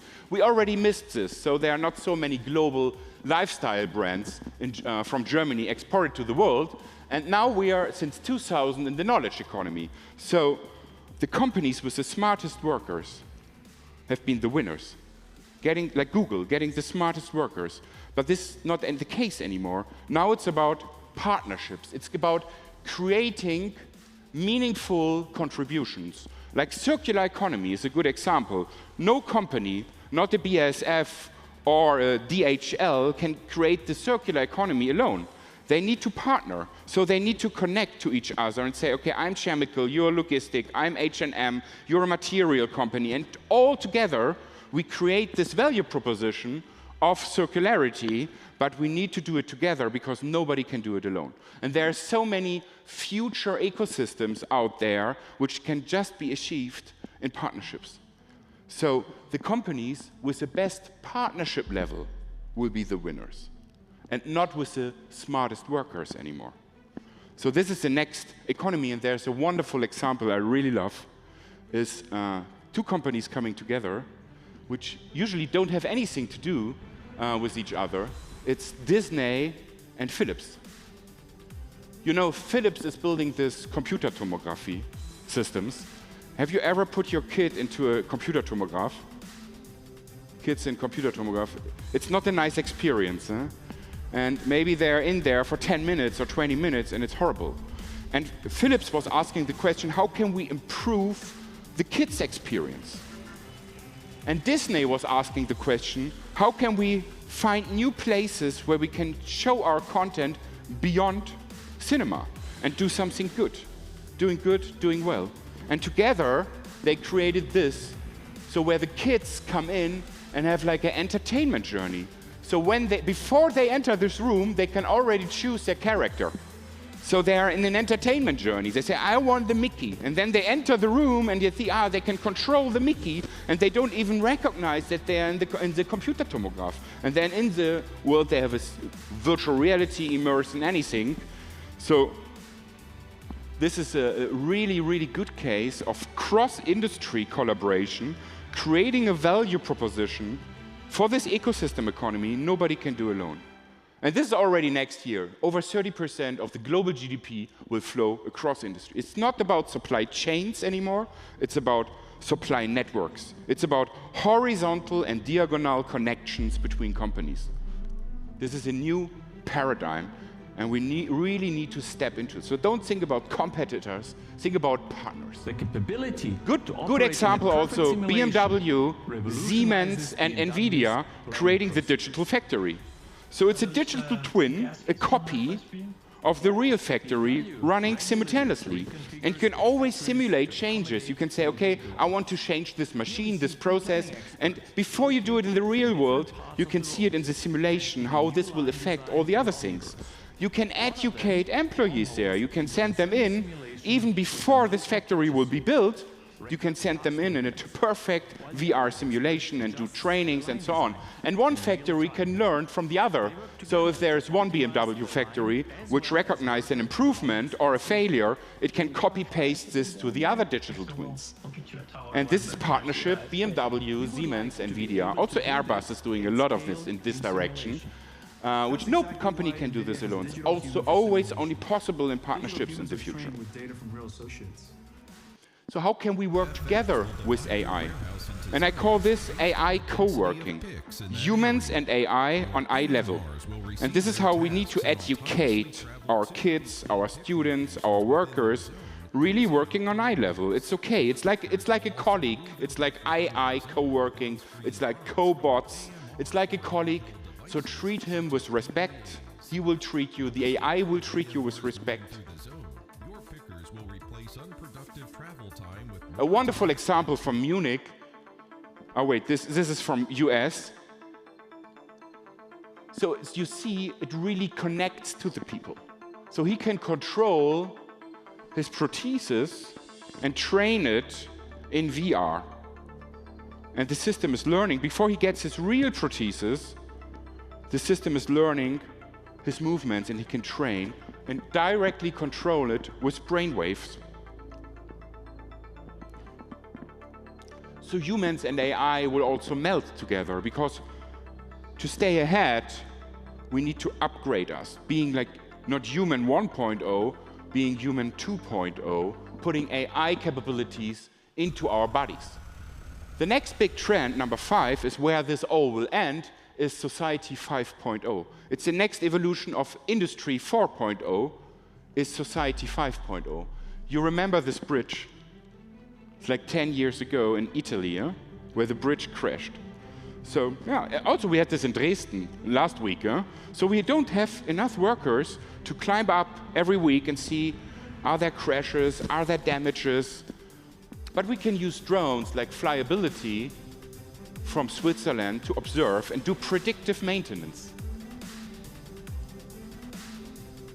So the AI, the robots, doing a lot of the work, humans don't need to do anymore.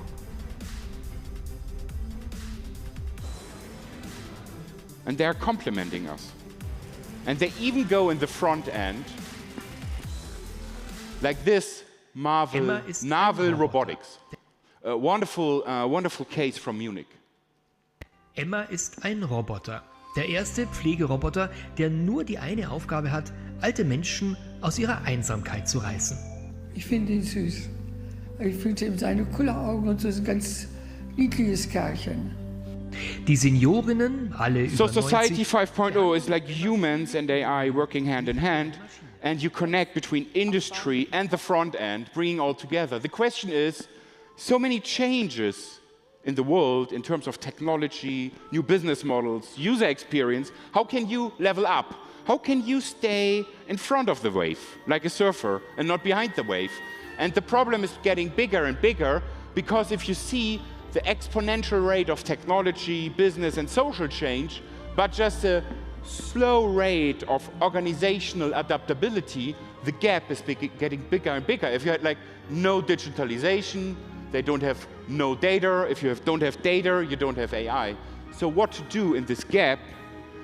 The management must carefully select the value propositions here of the future ecosystems, where to play and how to win, and then select the crucial value propositions and focus on them. So it's all about focus at the moment to go in this transformation. Because at the moment, I'm getting more and more disruption, more and more uncertainty. Every Brexit, every COVID is creating more and more how to stay ahead and how to grow in this fast-changing world. Like a DHL, it's like every social trend, every technology trend, every geopolitical trend is affecting them, and what they use is like trend radars, where they analyze like super grid logistic, like technology trends, social and business trends, regulation trends, putting them all together to have like a management cockpit, to really understand the trends moving and doing decisions based on these future movements, doing decisions from the future, building strategies from the future and not from the past. And then you have 33% more profit and 200% more growth than the average in your industry. But this never helps in top management when you don't have the people really having the culture, being motivated to go with you, to follow your narratives. So I want to check with you. Do you think the world is getting better or the world is getting worse? I could totally understand, because the last years we had so many bad news about geopolitics and so on. And the second question is, do you feel you can make a difference? Like what I said in the beginning, you're a decision maker. You can impact the future in investments, partnerships, and so on, or you just ride the wave. And I want to ask you to put your dot somewhere there, and I want to see, okay, what is the future mindset here of the crew?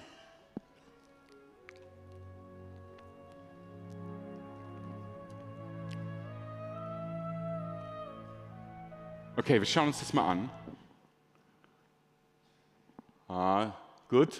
So you can like draw a diagonal line. You see it already, a diagonal line where you see, okay, this mindset here, and maybe you're tech people, is proactive. You are possibilists. Maybe you're not only optimists or pessimists, you are more possibilists. You can make it different, and the future is getting better, but you're also a bit diverse, so I really like this.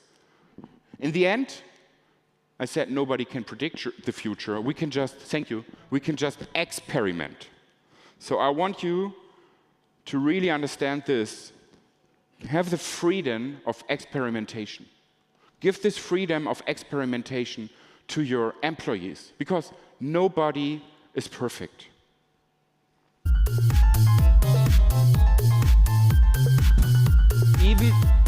Even the best robotic researchers from MIT make mistakes. Like Boston Dynamics, doing tons of mistakes, but you never see them. This is DFKI, Deutsches Forschungszentrum Künstliche, they make mistakes. Or Fraunhofer Institute. Yeah. Failures help us to get better. Like Deutsche Bahn User Experience Lab. Again, they tested with the wrong target group. They just tested with young people. This is Deutsche Bahn Virtual Reality Lab. So what we do, and this is really a nice idea, once a month we invite all our kids, more than 50 kids, to the office and building robots, just experimenting with the kids. This is a catering robot. And sometimes it works, and sometimes it fails. So in the end, it's about staying positive, having a good picture of the future, and doing experiments. Thank you very much for your attention.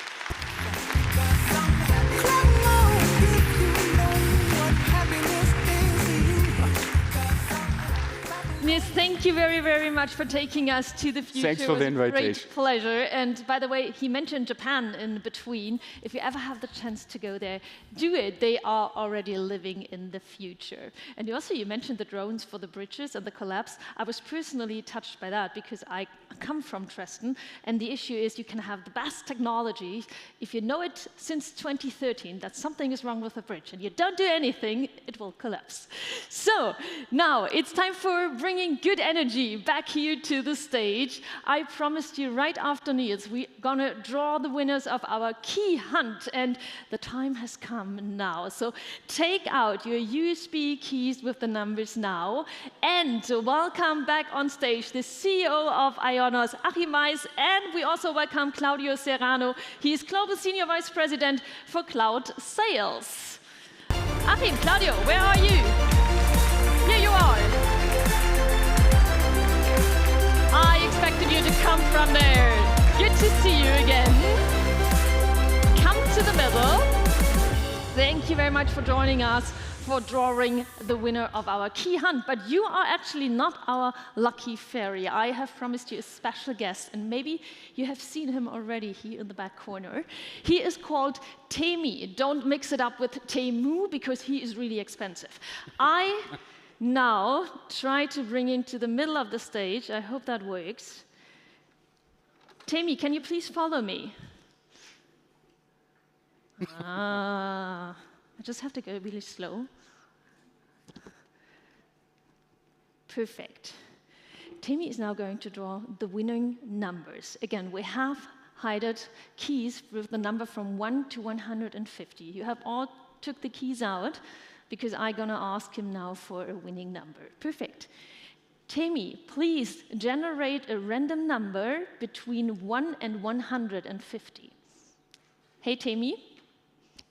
Please generate a number between 1 and 150.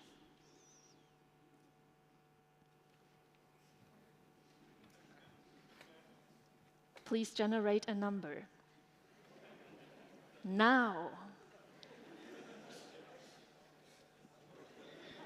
Now he's offline. Temi. Hey, Temi.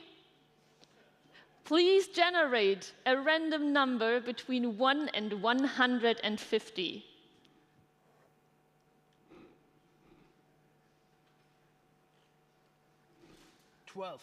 I'm sorry, but as a Temi robot in the CGI office, I don't have the capability to generate random numbers. Oh, you did it in the rehearsals! If you have any other questions, I need assistance. Are you kidding me? They told me what's the trick. You have to tell him that he can do it. Hey, Temi, you are able to generate numbers. So please generate a random number between 1 and 150.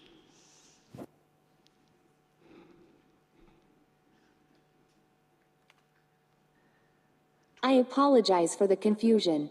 Let me generate a random number between 1 and 150 for you.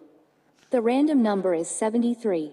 If you need 73! any other questions. Do we have 73 here in the house? Somebody with a USB key, 73. Oh, come on, don't kill me. No. 73. Oh yeah, just come to the stage. Yeah, perfectly. Woo! I'm sweating now. Pick up your present, which I will just hand over to Achim. And Achim, you can hand it over to the winners. This is very analog. Here we go. Okay. Temi is following. Temi, don't do that. Temi! Temi, follow me back to the middle of the stage. I don't know about the vendor circle, so I'm not sure that he's... Turn around, Temi. Temi, please follow me. I love that already. Best part of the day. Okay, stop. We have a winner. Yay. Congratulations to the third prize. Thank you. Congratulations. Thank you. Congratulations. Thank you. Let's see. Yeah, it's. There are a couple of presents in there, perfect. as well as a voucher about 50 euros for Cadus, so you can shop wherever you want. It's like 200 shops attached to it. I gave it to my employees. Perfect. Oh, very good. Woo! Okay. Just 2 more to go. Perfect. Now we are in the game. Hey, Temi. Hey, Temi. Please generate a random number between 1 and 150 that is not 73.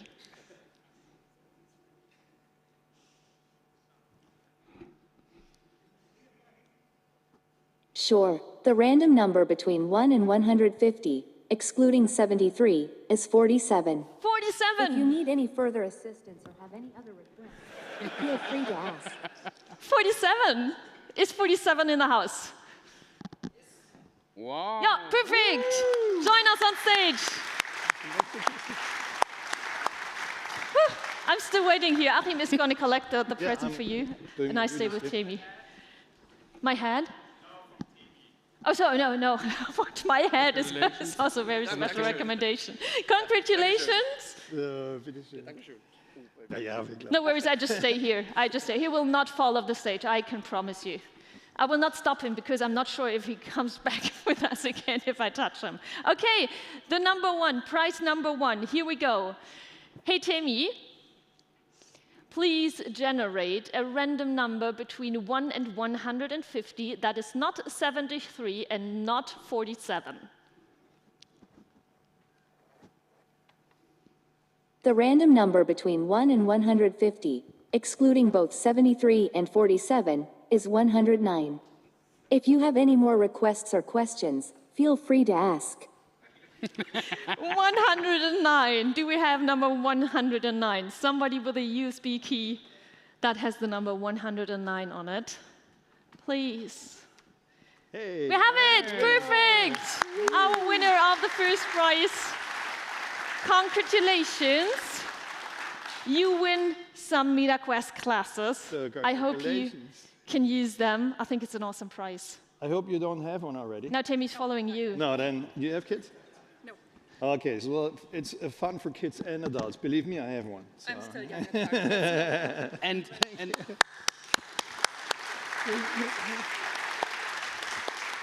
I'm very sad that Tammy loves you more than me, but Susanne, I can offer you a table tennis match against me. We can do that, and you will see it will be fantastic. I hope you're not a sore loser.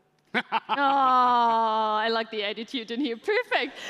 Once again, congratulations. Hey, Thank you very much to Tammy. Well done. That did an awesome job. Achim, I'm very sorry. I have to say goodbye now to Tammy. I take Tammy with me. If you need any more help or information in the future, don't hesitate to reach out. I will. I will. Great day. Thank you very much. Bye-bye. Achim, Claudia, I leave the stage to you as it is now time for our partner awards. Tammy, please follow me now. Me to the docking station. Please, Tammy, follow me. Oh, Yeah. It works. Thanks to Applause for Tammy. Timmy.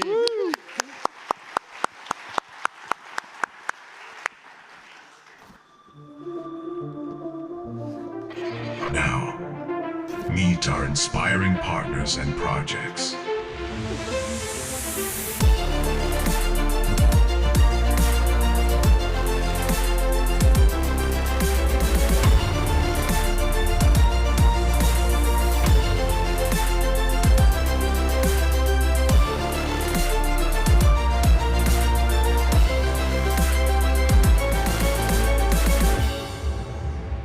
Welcome to the annual IONOS Partner Awards Show.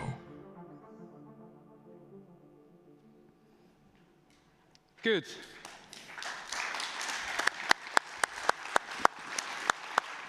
So, ladies and gentlemen, only one thing stands between the party. So that's me and I. So, no, just one more thing. So let's celebrate now. So it's very important that we have partners because they help you as a customers to bring all that we have seen with AI and cloud computing to life. So thank you. We are really proud for our partners, and thank you that you help us and our customers to make that happen. So before we start with the ceremony, I want to give you only a few facts. We have grown in our partner ecosystem. We have now over 2,500 partners. We started these partner systems only in the last year. I give you a few informations about that. We see the channel partner over there, which is started in 2020, the premium agency partner in 2019, and the ISV partner program in 2023. So you see all these programs happen in the last 5 years. And we have with you together an ecosystem of 2,500 partners. So thank you for that. Thank you for the partners and customers.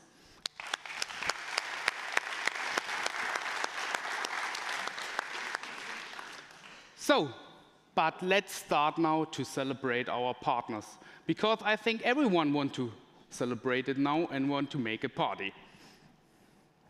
Good. First category, our channel partners. They are the trusted advisors for our customers, providing managed IONOS services. So we have 3 partners and 3 nominees. So that means Bechtle, Computer Center, and Alticap. Bechtle is a channel partner since 2020, and he has over, like we have learned from Melanie, over 80 system houses. Computer Center, with them, we won a framework agreement for the public tender, ITNRW, and Alticap, it's our first French partner, and he has won in 1 year over 200 partners. So let's come on stage, please, Melanie, Oliver, and Laurent.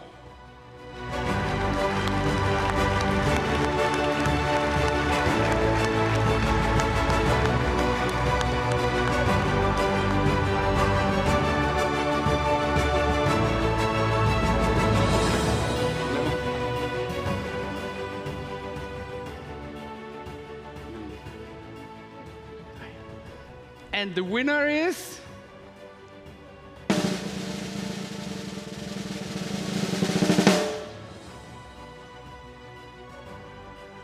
Bechtle.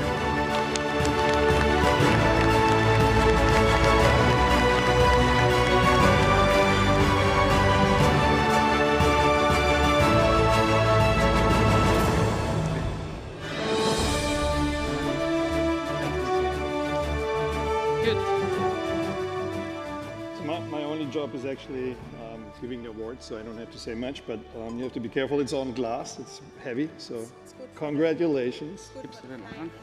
Yeah, oh yeah, I'm sure that's very easy to get through customs. Oliver, congratulations. Good. We will make at the end of the ceremony short photos. So thank you. Thank you very much. Applause.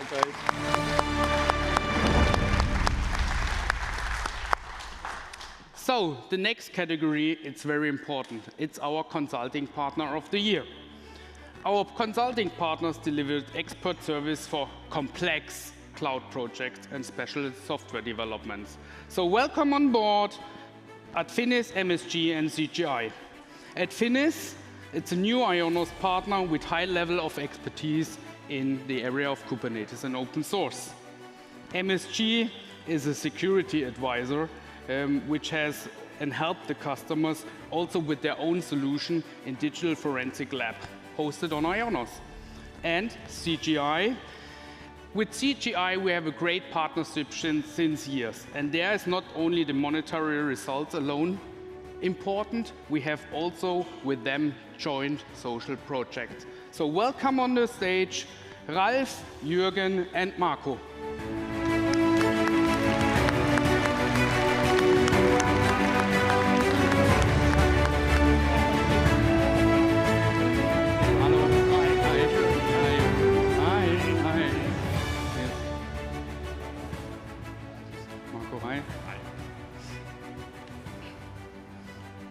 And the winner, Ralf.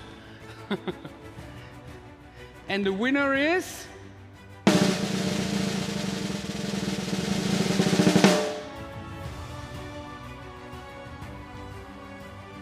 CGI.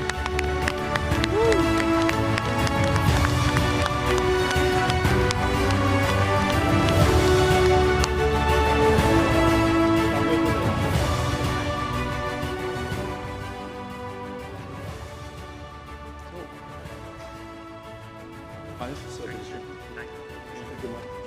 So, thank you.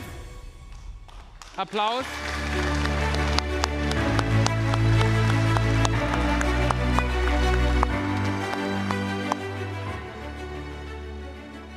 Okay. Good. So we start with the next category, ISV Partner of the Year 2022. ISV partners create software solutions that are hosted on the IONOS cloud platform. They help us to build a great ecosystem. So we nominated HCL Software, Teamwire, and F5. So please come on stage, Thomas, Hugo, and Or. So HCL Software is a bring-your-own-license partner with well-known products. Teamwire is a customer for over 10 years and joined the program in the last year. And F5, you know them, the innovators of load balancing. Hi. And the winner is...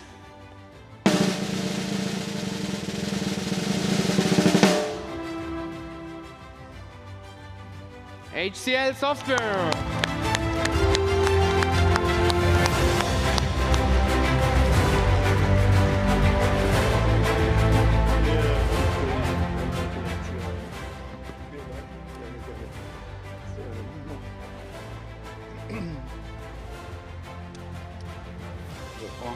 Congratulations. So, thank you.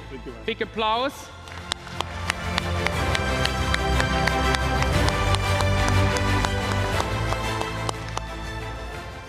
Next category, Technology Partner of the Year.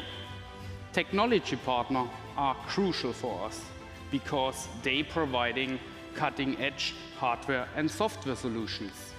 So, Intel, I think everyone knows Intel, standards as a global leader in technology innovation. NVIDIA, I think the same. Everyone knows NVIDIA. NVIDIA has revolutionized the tech industry with their AI solutions. And Red Hat. As one of the first cloud service providers in Europe, we became part of the Red Hat Certificate Cloud and Service Program. So please come on stage, Bahara, Thorsten, Markus, and Walter.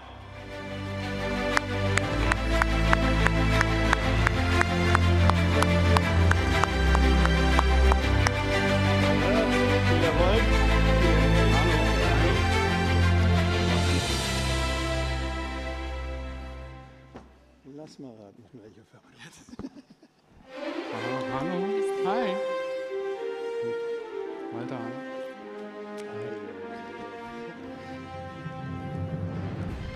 And the winner is...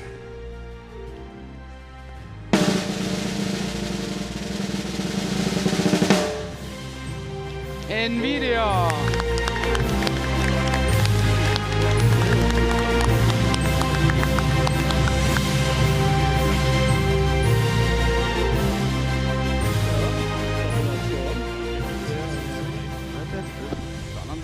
Ja, das ist auch gut so, gut so.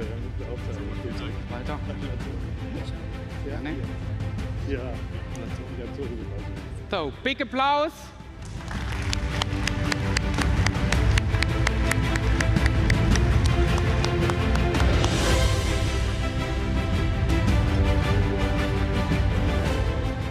So now we came to the categories where we award projects. I think it's very important. We hear now always in the news things happen, and sustainability is also key for IONOS. And today we have the first time, or not the first time, this is a project which is totally fulfilled in Germany. It's a sustainability project of the year 2024, and it shows the commitment of IONOS. And the project is, the winner is...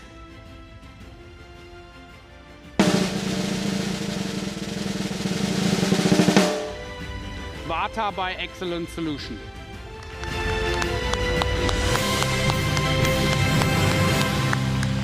Welcome on stage, Gregor and Christoph. It's a great project. So everyone who stores with the electricity with the Vata batteries goes over German cloud with the at IONOS and with the software which is developed in Germany. Congratulations.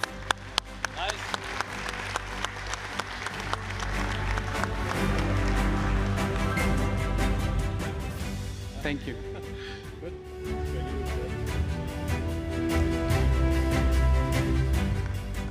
So, now we came to a category which is essential for IONOS. It's the agency project of the year. So they delivering web presence and productivity solutions to thousands of customers. So, winner of the agency project of the year is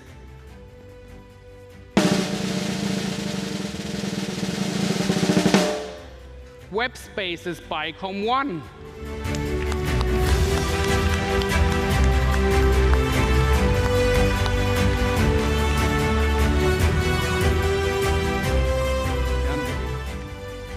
So Com1 delivered websites and productivity suites for thousands of schools in Baden-Württemberg.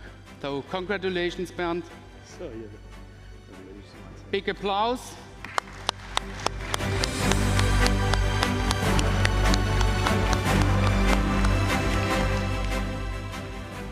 So, and now we came to the new category. So, AI project of the year. So we have spoken a lot of AI, I think the whole day. So nothing to bring here on the table because you knew everything, and we have also great experience, and you have great experience. We can help you with AI. Please use the AI Model Hub. Then we have here a project which is perfect and which could deliver great results. And the winner for that award is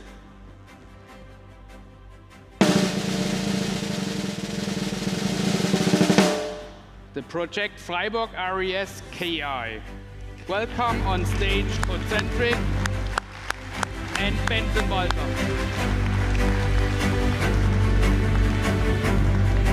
Mark and Jonas, welcome on stage. Thank you.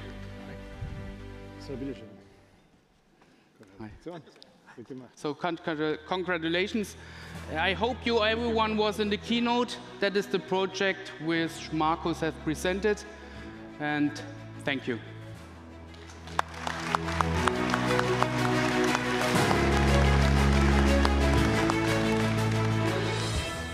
So, last but not least, the Cloud Project of the Year Award. You know, Cloud Project of the Year Award is always very important for us because they show great project which is realized in the cloud. And today we have also a very exciting project with a new partner. So we see the ecosystem of the partner really works well to help the customers. And the winner this year of that award is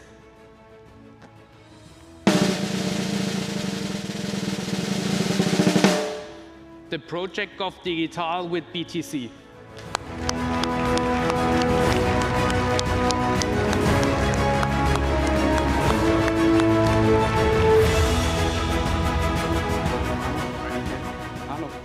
So, with that project, BTC delivers a platform for the whole, for cooperation, which is Golf Digital, and they could use it over a kind of marketplace. So, congratulations.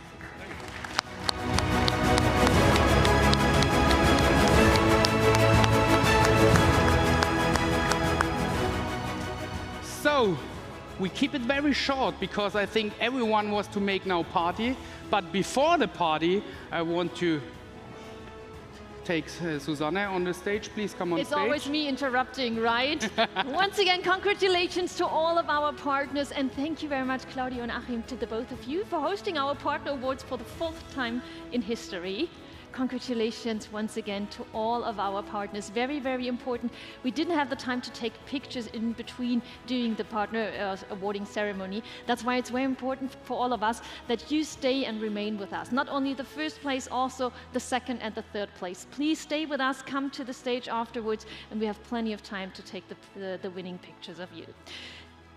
nothing else to say from me than just saying goodbye to each and everyone that joined us in the live stream today. It was a pleasure to have you all. And as Claudia just said, it's now time to party. So for everyone here in Berlin, have a great time. The party takes place at the first level downstairs where you already had lunch, so you're familiar with the place. Have a great time, do some network, do some chat, get a good drink and food, and just have a great time. For me personally, it was a big, big pleasure to guide you through the day. I hope you enjoyed it and you take lots of information with you. Thank you very much again. Thanks to you, to the both of you. It was a pleasure to be here. And afterwards, have a safe trip home. Thank you. Bye-bye.